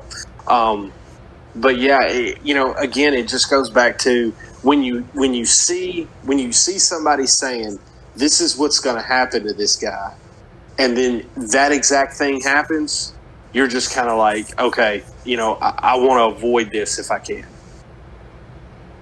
Yeah, I mean, that makes complete sense. And it'll be really interesting to see. We'll probably talk about it every couple weeks on the pod, how Manoah's doing, if Bracken decides to deal him again potentially in the future, before whatever the trade deadline is. The only thing I'm going to add I forgot to mention before, there's nothing new with Manoah. This was a part of the Tita trade. I thought that when I gave him Jimenez, he was gonna have him be like the second baseman. Once, like, I know in India, I think was after that by quite a bit, but it made sense to have Jimenez there. That part kind of hurt. I mean, the only reason I gave up Jimenez was because I already have Simeon, McNeil, and then Altuve coming on the way. So I already have a ton of second basemen. And I do think obviously Manny Machado is better than Jimenez when they're healthy, even though he is quite a bit older. But that was my thought process behind that. Connor, Bragton, Paul, do you have any other trades you want to talk about or that we missed before we head to the previews? All right, going once, going twice. All right, let's go to the previews. I think we've hit all the trades, and we've done a pretty good job recapping. But, all right, last part of the show for Week 3. Let's talk about Week 4, which should be another fun one. We're going to go through each of the matchups, and we'll all give our little 2 cents and prediction for it. Let's start with Cody because, my God, this is going to be a week. Because you're going up against Jamie, who now has better pitching, coming off a huge win, looking to add 2 wins to his name throughout this early part of the season. So we'll start with you, Cody, and we'll go around. What's your prediction for this week? Okay, hold on. Give me just a second. I was in intense trade negotiations with Smelly there. Hold on. Let me go. Oh, damn it. Hold on. Are we going to get a trade announcement on the podcast? Guys, it's so close, but it's so freaking much. I'm having to pay. I don't know if I can do it. As in terms of, am I predicting, John Hike, am I predicting my matchup, or what are we doing here? Yeah. I was gonna start with you for your matchup first. Just okay. It's probably the matchup of the week, arguably. I think we can all agree on that. Yeah. So this is the first week I'm nervous. Okay. The Hot Rods are vulnerable right now. The Tarpons are good, man, and that the pitching's good, the offense is good. This is going to be, I've kind of kept up with my scoring versus Jamie's scoring every week, and every week, I'm topping him by like 20, 30 points, which is the difference of one of my guys that's normally hot goes cold, and one of his guys that's normally cold gets a little hot, and boom, he's got me beat. It's going to be a tight matchup. I have no idea who's going to win. I'm going to say this. The final score is going to be within 25 points. Whoever wins will not win by more than 25 points. I think it's going to be a close matchup. Yeah, no, I could definitely see that happening. All right, let's go to Connor next. Who's your prediction for this one? I think Jamie might pull it off. In another league, we saw that Cody and Tita had a matchup come down to literally the last player on Sunday Night Baseball, and I think that could certainly be the case here. But after 0-2, Jamie's due for a rebound, and even against the Hot Rods, I think there's the talent to do it, and especially off the back of the newly acquired pitching. Definitely could see that. Bracton, we'll head to you next. What do you think? Who's going to win this one? Battle of the Titans, but I'm always going to pick Cody. I think that last year, correct me if I'm wrong, Cody went 19-0 in the regular season. I could totally see that happening again. So I continue to pick him every week, but I think, again, like what you guys are saying, it'll be very close. So definitely. And Paul, we'll head to you now. Yeah, you guys all know, everybody listening knows how I feel about Cody's team. But I actually agree with Cody. I think this might be his toughest test of the year so far. All the pitching that Jamie has, he's got guys that are starting. I think it's going to come down to, I saw that Yu Darvish exited today and says he has a hamstring cramp. If he doesn't make a start this week, I think Cody's going to take it. But if he pitches and pitches well, I think it's going to be close. It's close. I'm going to stick with Cody because it's really tough to go against him. But I very much agree. I think this will be his toughest test of the year so far. Yeah, I think you guys bring up some good analysis there. I mean, for me, you guys said it before. It's going to be close. I think it could go to the last day. Kind of similar to back when the Patriots were good in football. I know we're crossing sports here, but I don't bet against teams that there's no reason to bet against right away. And Cody's given me no reason to not bet against him, at least early on in the season. I think it's going to be like that the whole season. So I'll take Cody in this one, but it will be super, super close. And again, I wouldn't be surprised if Jamie could pull off the upset here. And again, I think the Yu Darvish factor. DeGrom, the guy gets hurt because he's Mr. Glass, so he's got to stay healthy this week. And again, no one's even talking about it. Fernando Tatis is back, so having Tatis now in this already just disgustingly awesome lineup already is definitely kind of a turning point, I think, for him. And if he could pull off the upset this week, and I mean, no matter what, he's still going to have quite a few wins this season regardless. But all right, let's talk about the fun matchup, the real fun matchup. Bracton versus Paul. I was kind of thinking about who I'm going to start first with, and I think I'm going to go with Paul. So I want you to talk about it first, and then we'll go to Bracton. So Bracton's going to beat me this week. I'm not thrilled about it, but at the same time, I know my direction. He's got the pitching. I don't have the pitching. I'll be scraping to get 8 starts again this week. It sucks because I hate being the guy that that has to scrape for pitching. I hate being the guy that knows 500 or 600 points is my ceiling this week. But I have to remember what I'm doing. I'm doing it for a reason. I want to have the best team in this league.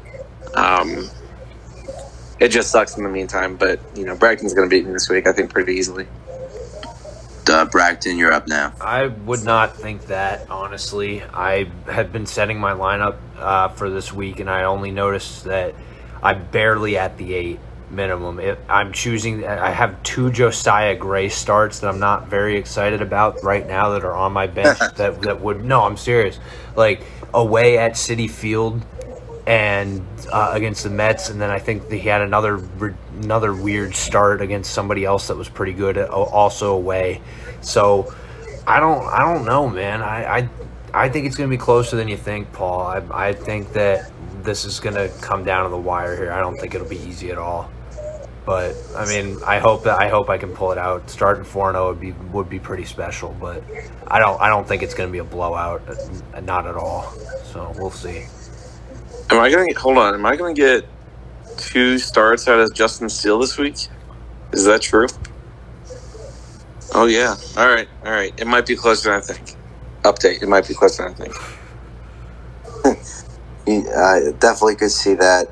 And this is a little nugget. I mean, before we head to Cody and Connor, I was in attendance when Josiah Gray pitched at Citi Field last year, and let me tell you, PU. So you might not want to start him for that day, Brad. Not planning on it.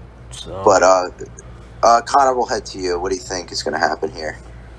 Well, I think this is the matchup to bring the popcorn out because with 2 young teams, there's a lot of variability with how they could go. But I think in the end, Bracton is going to get the advantage. Sandoval has a very favorable start. Webb at home against St. Louis isn't bad. I think Jameson also has a reasonable one against Colorado. So based on the pitching and the various matchups, not counting Josiah Gray, I think we are going to see a 4-0 from the Blue Jays. And Cody, you'll have the last one on this matchup. Yeah, so this one's interesting. Arguably more interesting than me and Jamie, maybe not. I don't know. It's tough to say. It's going to, I don't know. I like both the teams. I like, oh, shit. Bracton has Andrew McCutchen. Paul by freaking 2,000 points. It's over. Thank you, Cody. I was going to say you need to. I was going to say, Cody, please predict me to lose so that I'll win. You've predicted me to lose all 3 games, so that's good. Just keep rolling. I appreciate it. I mean, Bracton, before you kind of bought in, do you blame him? No, I think that the Pirates are legit, and they're led on the backs of Andrew McCutchen, the NL MVP candidate right now, in my opinion. I love it. I love owning Andrew McCutchen, Carlos Santana, O'Neal Cruz, and who's the other one? Connor Joe. Yeah. So I love the Pirates. Let's keep rolling. Jack Sawinski versus Andrew McCutchen this week. That's the real matchup. Yeah, all right. I'll get mine. I mean, I think this is going to be a close one. Paul, one thing I've noticed, and I've been trying to follow him a little bit because I know he's obviously very new, is Grayson Rodriguez is slowly starting to put together some decent starts. I think he had his first scoreless start against Detroit. I think it was yesterday. So he almost cracked 20 points. I think by the end of the season, too, he's going to just keep getting better and better. He already had an 8 strikeout performance. I mean, there's a reason why he's the best pitching prospect in baseball. For this one, for some reason, like I've been trying to figure out with my gut, and I'm going to lean Bragton only because I feel like the buying is not over, and I still think you're going to add 1 or 2 people this week in some department because you still got plenty of weaknesses in this lineup. But again, I think your pitching got so much better. I said that before. Your pitching was so freaking bad at first, and that was a reason why I think it was safe that everyone was picking against you. But again, I mean, Manoah is still going to be good, even if he's not last year Manoah. Bryce Elder, we've talked about 1,000 times. I love Kodai Senga, and I think Logan Webb is good too. So you got some guys now. I mean, Aroldis Chapman's old. I'm not going to look at him. You forgot J.P. Sears. Oh, and J.P. Sears. Yeah, I respect J.P. Sears. But all right, let's head to Connor now. Connor, you'll be facing off against Tita, and you'll have the first words about this one for this matchup you have against him. Well, it's almost impossible to guess how Tita's team's going to perform simply because of the constant additions and subtractions. But so far, there's something really special going on in Nashville, and my team is definitely still figuring some things out. I'll be monitoring to see how my group is doing with kind of the first week of having name brand pitching, at least in a couple different spots, rather than the classic rebuild and streaming Rich Hill for like 3 starts, for example. So I think he's going to cleanly win this, but there is going to be some hope that comes from it. Yeah, it definitely will be intriguing. And again, so far, Tita's been trading, and it's been making his team better. I mean, he's bound to have 1 week where he's trading, and maybe it'll make his team a little bit worse, and someone can give him his first loss of the season. But remains to be seen. We'll go to Bragton next. What do you think of this one?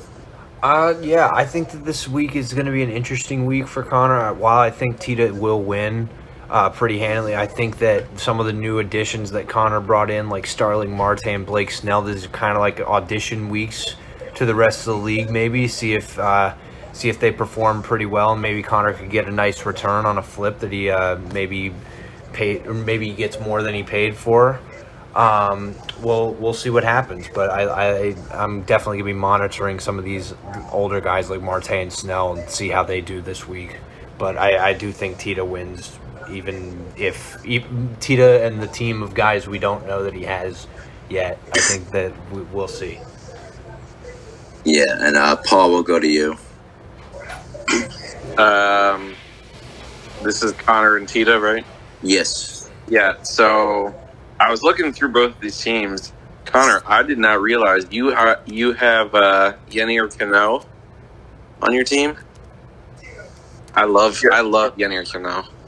I think he's a really good relief pitcher. He made his debut early this year for the Orioles. Yeah, I love him. Sorry. I think this is going to be closer than people think. I think Tita's going to win. But it's you guys already touched on it. You never know with Tita. I mean, eventually he's going to make a trade where his team actually will get worse for that week. But we'll see. It might not be this week. It might be this week. I think a lot depends on Brian Reynolds too. I see that he's out bereavement. So yeah, that's one of his better bats. So we'll see what happens. But I'll take the Sound, but I think it will be closer. I think Connor's going to give Tita a game this week. And Cody, you'll have the last one for this. I'm gonna call the upset. I think the Sounds take their first loss this week. I think Joey Lucchesi He gets the Nationals in his next start. I think this guy, if Connor hangs on to him and doesn't flip him quickly, I think Joey Lucchesi is going to be a good pitcher for this year. I think the Mets need him. I think, he come up, he faced the Giants and just absolutely dominated them.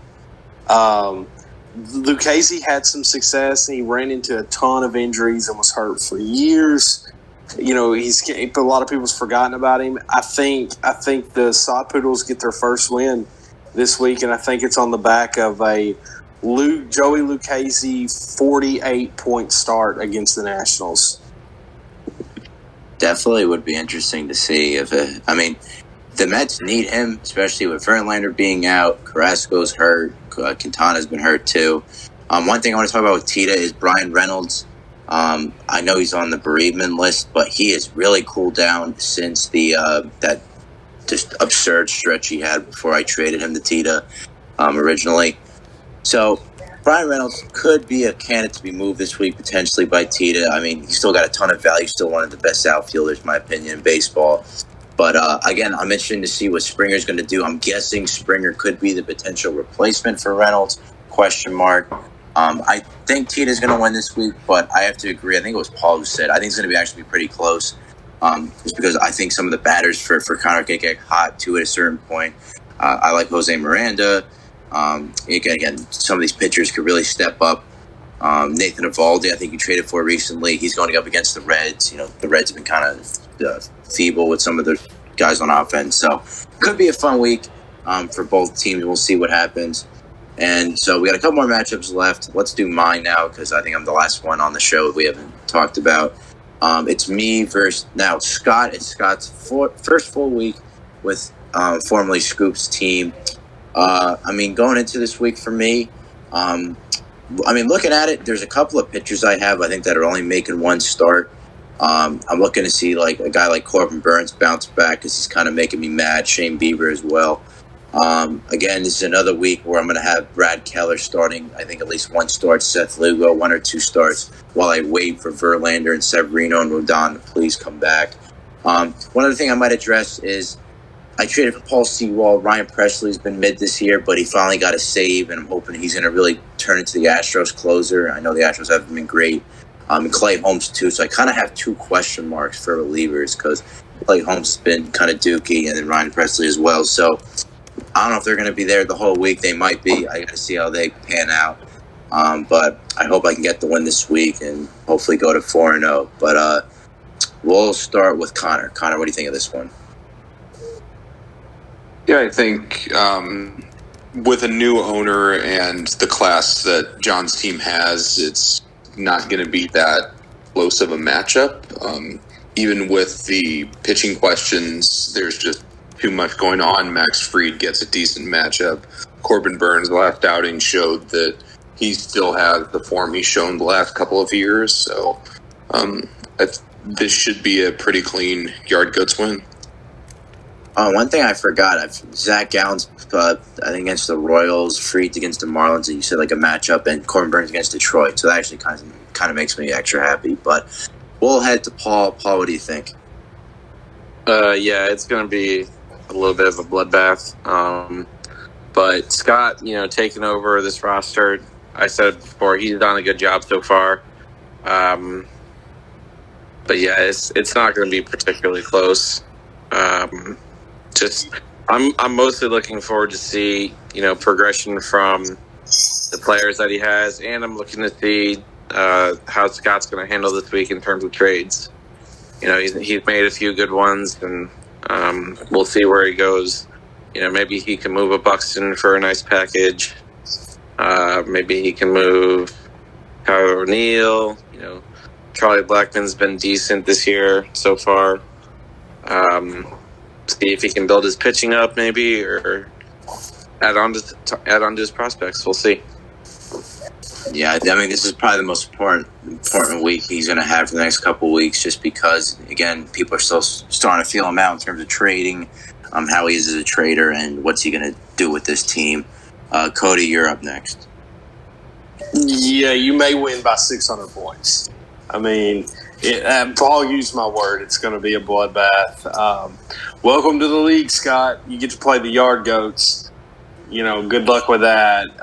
But, it's two teams going in two different directions. I'm sure for John Haidt, it's going to be nice to actually get to breathe this week. I know you have played a pretty tough schedule early on. You survived it at 3-0. You're going to get a chance to kind of breathe this week. But I don't think there's a lot to say. I think it's going to be a blowout. Mm-hmm. Yeah, I mean, I talked with you about it, Cody.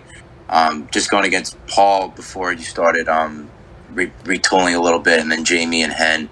Arguably one of the toughest starts that anyone could have. And again, I'm grateful to be 3-0, but it was so stressful. But I think Bragdon, his last one, hasn't spoken yet. What do you think? Yeah, kind of the same thoughts I had on Connor's matchup. I think that, John Haidt, you'll probably win by a lot, like everybody else is saying, but I think that some of these guys that Scott brought in or Scoop carry over, like Charlie Blackman, could be potentially like on a tryout week for like an exposure to the rest of the league. Like when we talk about this matchup next week, who are we gonna say like, oh, there were a couple bright spots for Scott. He got 50-so points or 60-so points from that guy, but even though he lost by 300, like it was still a solid showing from this guy. Like I want to see which guys kind of step up into that. It could be like C.J. Abrams or Bryson Stott. I know Bryson Stott's been on a tear, but I'm really interested to see who boosts their trade value to help Scott's rebuild this week. That's something I'll be paying attention to, and in a matchup that probably has a winner right now if we were to just pick, I guess. Yeah, last thing I'll add before we head to the next matchup is I don't think it takes a rocket scientist to figure this out, but no matter who you play, you want to score the most amount of points. Excuse me. And for me, I was pretty proud that I was able to outscore Cody last week because I wasn't sure if I was going to be able to do that throughout this season. So, I'm trying to outscore Cody every week. I'm trying to outscore Hen and Jamie and Bry. So no matter who I'm playing, I want to put up the most amount of points as possible each week, just to just keep that in the mirror for playoff seeding. I'm not sure how the tiebreakers work with points for and all that, but it's always great to see your team scoring as much points as possible. So I'm trying to beat Scott first and foremost, and then of course trying to outscore everyone else. But let's head to Hen. I think I just mentioned him. Hen is going up, it looks like against Dave. So Dave, who had a pretty good showing against Bragdon, once he joined the league, is going to be taking on Hen, who's looking to bounce back after he lost to me this week. Let's start with Cody on this one. What do you think? Yeah, so this matchup is going to be closer than a lot of people probably expected. Well, no, I don't want to say that because of the trades Dave made tonight. He traded Adolis Garcia away and George Springer away.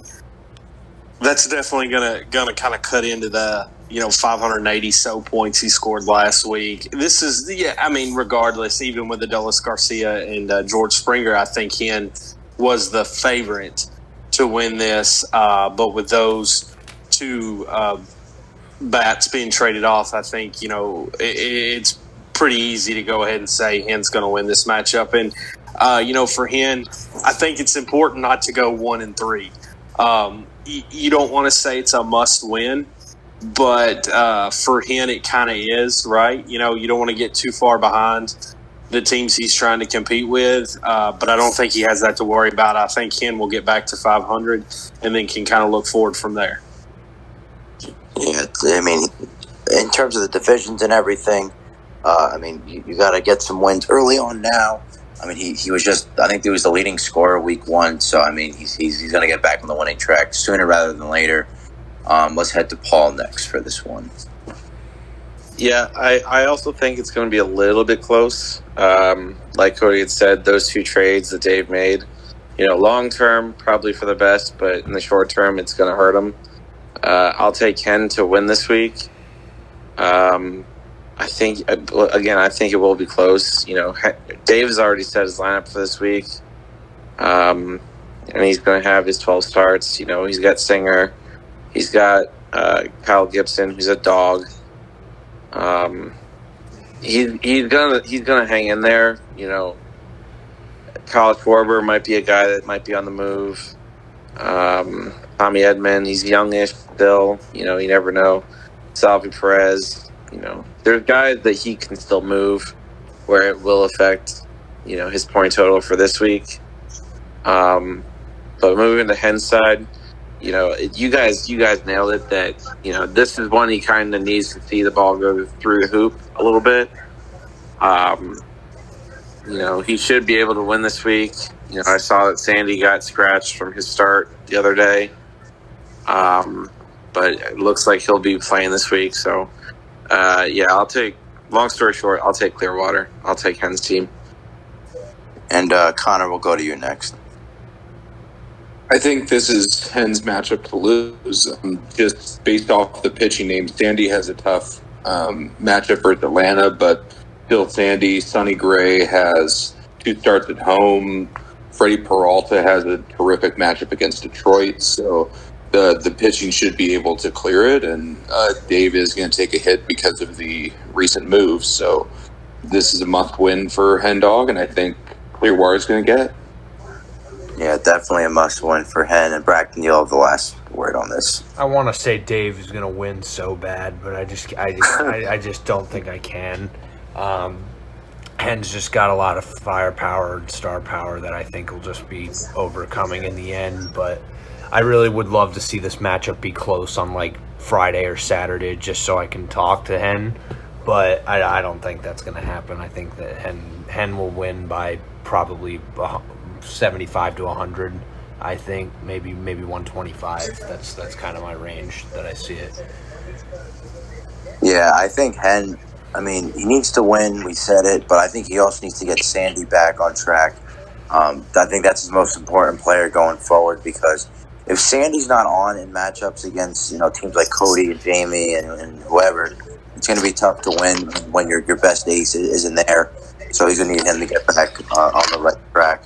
But we got, I think, 2 more matchups left to go over. I think it's Smelly versus Bry is one of the 2. So let's do that. Braxton, we'll start with you. What do you think is going to happen with Smelly and Bry? See, I think this one's going to be close. But at the end, I think Bry will come out just for the same reasons as Hen Dog. I really, really like his strategy. I love the pitchers that he has. I think that they've, looking ahead to some of them, have pretty favorable matchups that I was looking at.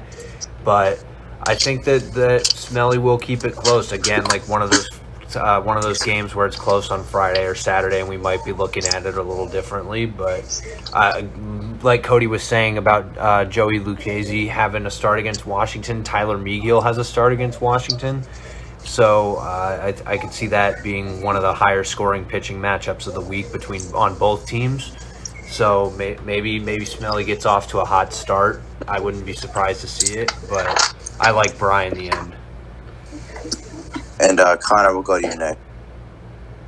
I can't wait to see what Smelly does with this team, but I think facing off Hot Cody kind of threw some cold water after the first 2 weeks being Homco reasonably comfortably and then kicking my rear end in the Good Boy Bowl. So there's been some discussion of maybe Smelly moving a piece or 2, and Bry, as we've discussed, is just elite at streaming and getting the most out of his players. So I think Bry's going to win this, and I'm not sure it's going to be that close. Mm-hmm. And Paul, you're next. I also think Bry will win, but I do think it will be close. To me, I think this is our matchup of the week. I think for sure this will come down to Sunday. You know, Bry has good pitching, but as I had said, he had 28 individual pitchers, starters and relievers this past week.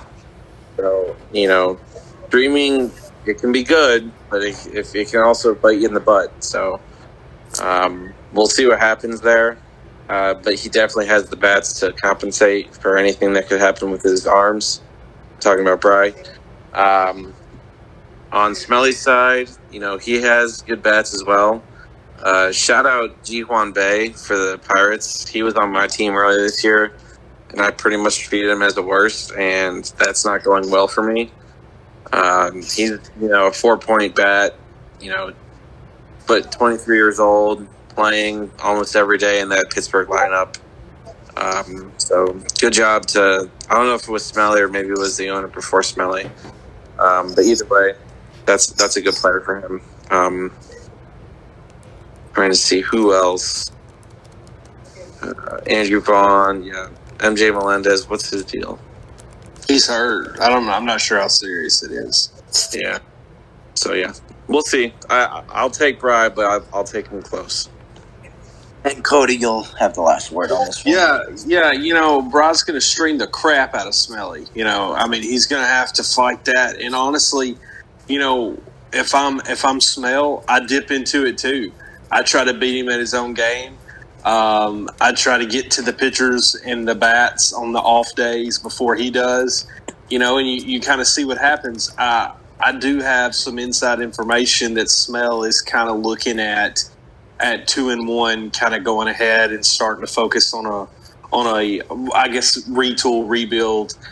He's discussing with me some potential sell pieces, so that'll be pretty interesting to see kind of what he decides. I know Connor mentioned he was intrigued by what Smelly decides to do. Listen, ultimately, Bry's going to win this game. I'm kind of iffy on if it'll be close. And by close, I mean, 50, 60 points.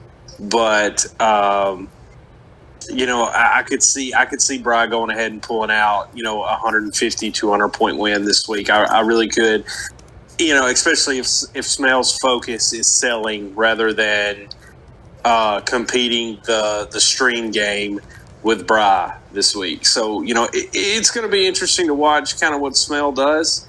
But, I think the vibes are going to kind of cruise to a 4-0 start here. Yeah, the only thing I'm going to add to this one, I think Bry will win, but I think it's going to be pretty intriguing. And one thing I noticed with Bry, and I think people have the same issue, it's just picking which starters to play each day, to hit the star limit. And because he's got so many options, he's got to make some tough decisions.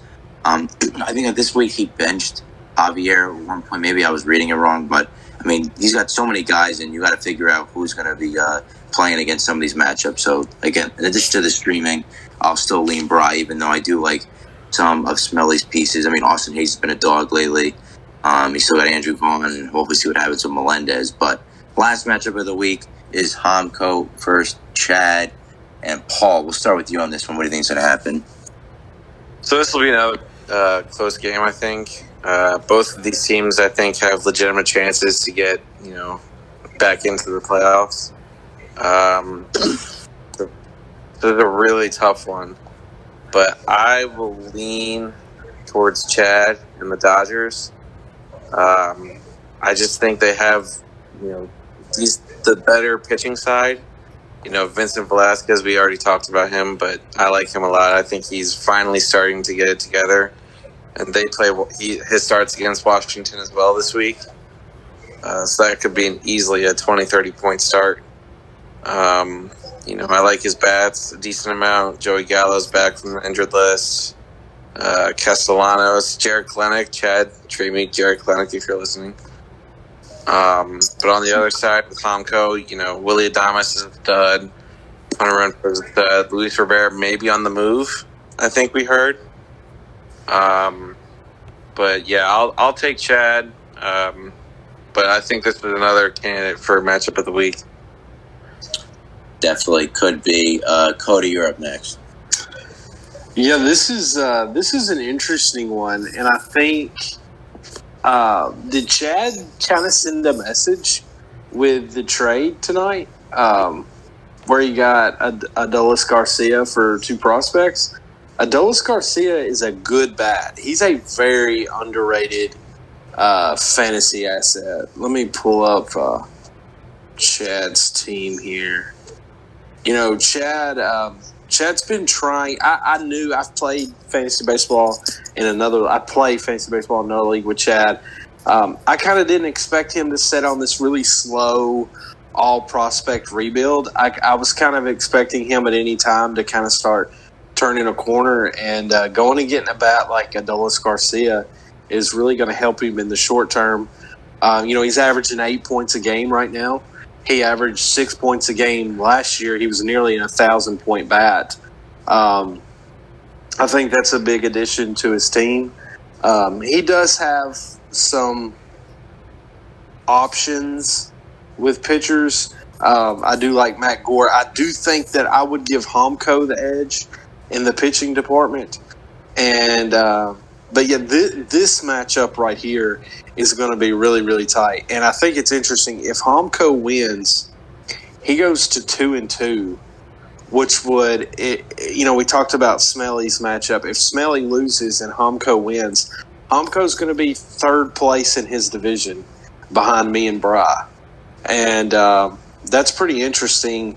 I really think that could kind of signify him to push and maybe Chad put the brakes on. It's, we're really at the early part in the season where I think guys are kind of indecisive about what they want to do. Do they want to bail out? Do they want to go for it?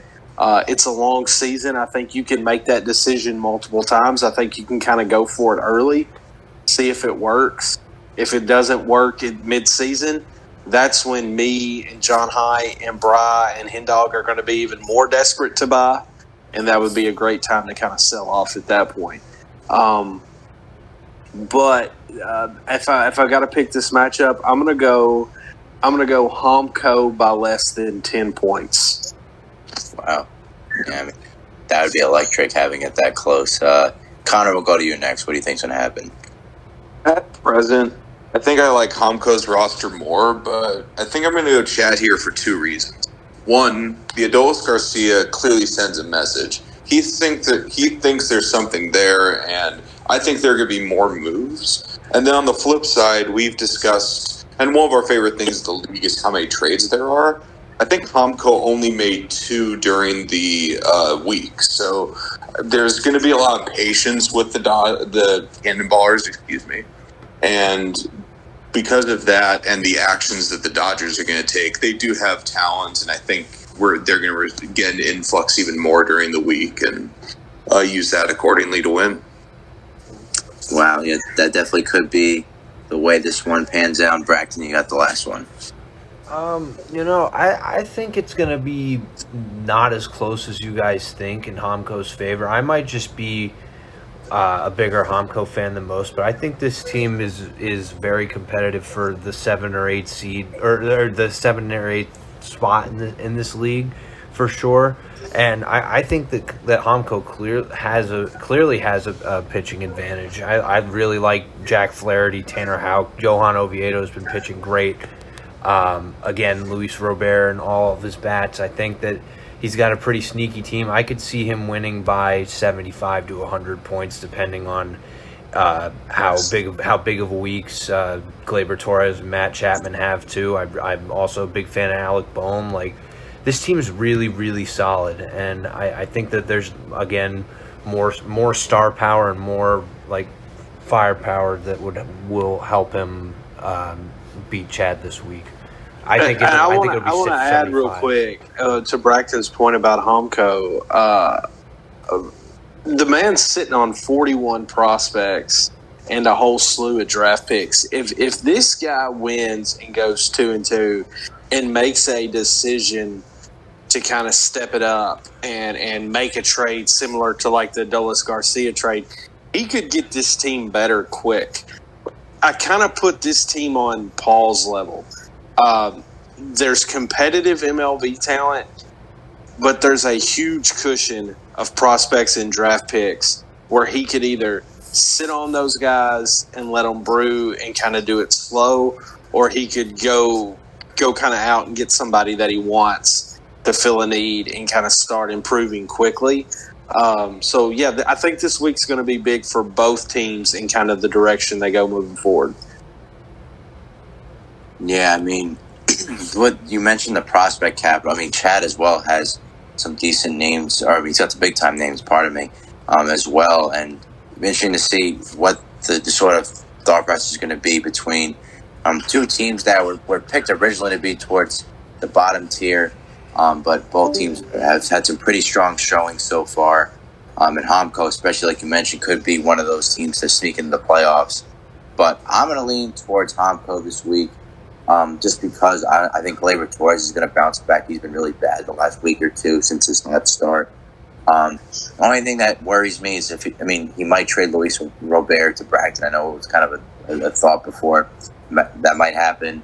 I could also see him buying a little bit this week if he starts off pretty hot in terms of scoring. But on Chad's side, if Jared Kelenic keeps tearing the cover off the ball, there's still a chance, and I think he could. I think it's going to be a close game, but I still think there might be a chance Chad might get the win as well. But I'm going to leave it just for now. But that'll wrap up our previews for this week. So now, as we wrap things up, we'll go around the table one more time. Just final thoughts about anything that's going on this week, next week, the future, whatever. We'll start with Bragton. So you get your final thoughts. So you just said that you think Homko trades me Luis Robert. I think that everybody in the league is pushing that, or like the people that I've talked to are pushing me getting Luis Robert, but I'll be honest, I don't think we've had meaningful conversations about Luis Robert. I've just been asking like, yo, trade me Luis Robert, and he says no, and that's pretty much it. So I hope that changes, but I'd also like to point out that the person that we put on the cover of the podcast has gotten traded both episodes. So Spencer Torkelson and Ronnie Mauricio have both been traded the last couple episodes. So I'm gonna put Luis Robert as the cover of this episode in order to hopefully encourage that and get some mojo flowing there. So thank you, John Height. You made my decision for me. I've been thinking about it all episode is who's getting the cover. So Luis Robert. Imagine if he doesn't get traded. That'd just be really funny. But Connor, you can go next. There are 7 matchups in this league, and I think at one point or another we've said 3 or 4 of them could be the matchup of the week. That just shows how competitive each owner is. We've gotten some new owners this week, which is really exciting, and can't wait to see what trades and fiery matchups are ahead. Definitely. Paul, you're up. So I'll give a exclusive to podcast listeners trade block. All Orioles not named Adley Rutschman, Jackson Holiday, and Grayson Rodriguez are on the block. I need to lose some Orioles. So if you like any of the guys that I have that are not that 3, come talk to me. Wow. That was unexpected. But I'm sure, so it sounds like some deals are going to be on the horizon for you, Paul, this week. And then lastly, the commish. What do we got? So, league is just in a great spot right now. I mean, I'm so happy with this group of owners that we have.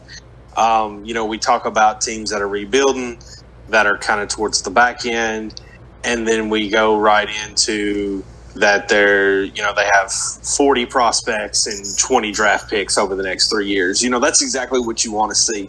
League's in a great spot. A little bit of news for podcast listeners. During this podcast, I declined a trade offer for Hunter Brown. And it was probably one of the hardest things that I've ever had to do it. And I think what sucked about it so much is he sent it to me on Fantrax and then got off and went to bed. So we didn't get to actually discuss anything. But it was, I got Hunter Brown. I was giving Smell, Graham Ashcraft, Drew Jones, and Mason Montgomery. It just felt like too much for me to pull the trigger there, so I had to go ahead and decline that. Maybe we can talk tomorrow morning, work out something maybe a little different. But I'm excited. This is another big week in this league. It's early, so it's exciting to see teams kind of figuring out where they want to go and what they want to do. You've seen Bragton kind of say, hey, you know what, I'm 3-0. I've got these assets. I'm going to start kind of, making a run for it here, which I don't blame him. I think anybody would do it 3-0. One thing I want to say that's been most interesting to me, I want to give him a little credit here because I'm hard on this guy, this owner a lot, is Jamie. At 1-2 has stayed the course. No panic. That's the hardest thing to do in fantasy sports, is not panic. And he hasn't. He knows it's just a tough schedule right now. He knows it's going to get easier. He's going to end up winning 8-9 weeks in a row. I hope that doesn't start this week. I hope I can put him down to 1-3, and then he can start his little journey to victory. But I do want to give him credit for not panicking, staying the course, trusting the team he's got. I think that's going to bode well for him. And yeah, let's see what Cheetah does this week. Yeah, definitely. I mean, I'm sure some deals are already on the horizon, but the thing I'll end with, I think it's going to be a fun week. Shout out Dave and Scott for their arrival into the league. Yes. I think it's great. I mean, you look around the league, we got very active owners, a great group of owners, and I think it's going to make every week really exciting. I don't know about you guys, but sometimes it'll be 7 o'clock at night. I look at my phone, I see the Discord notification. I'm like, what kind of crazy deal went down now? So I think that's one of the best parts about this league. But that'll wrap up this week 3 edition of the Base on Balls podcast. Big shout out to Cody, Paul, Bracton, and of course Connor, our new host for this week. Hopefully you'll be back next week, and whoever else wants to join, feel free each Sunday night. But that'll do it, and take care and have a good rest of your night.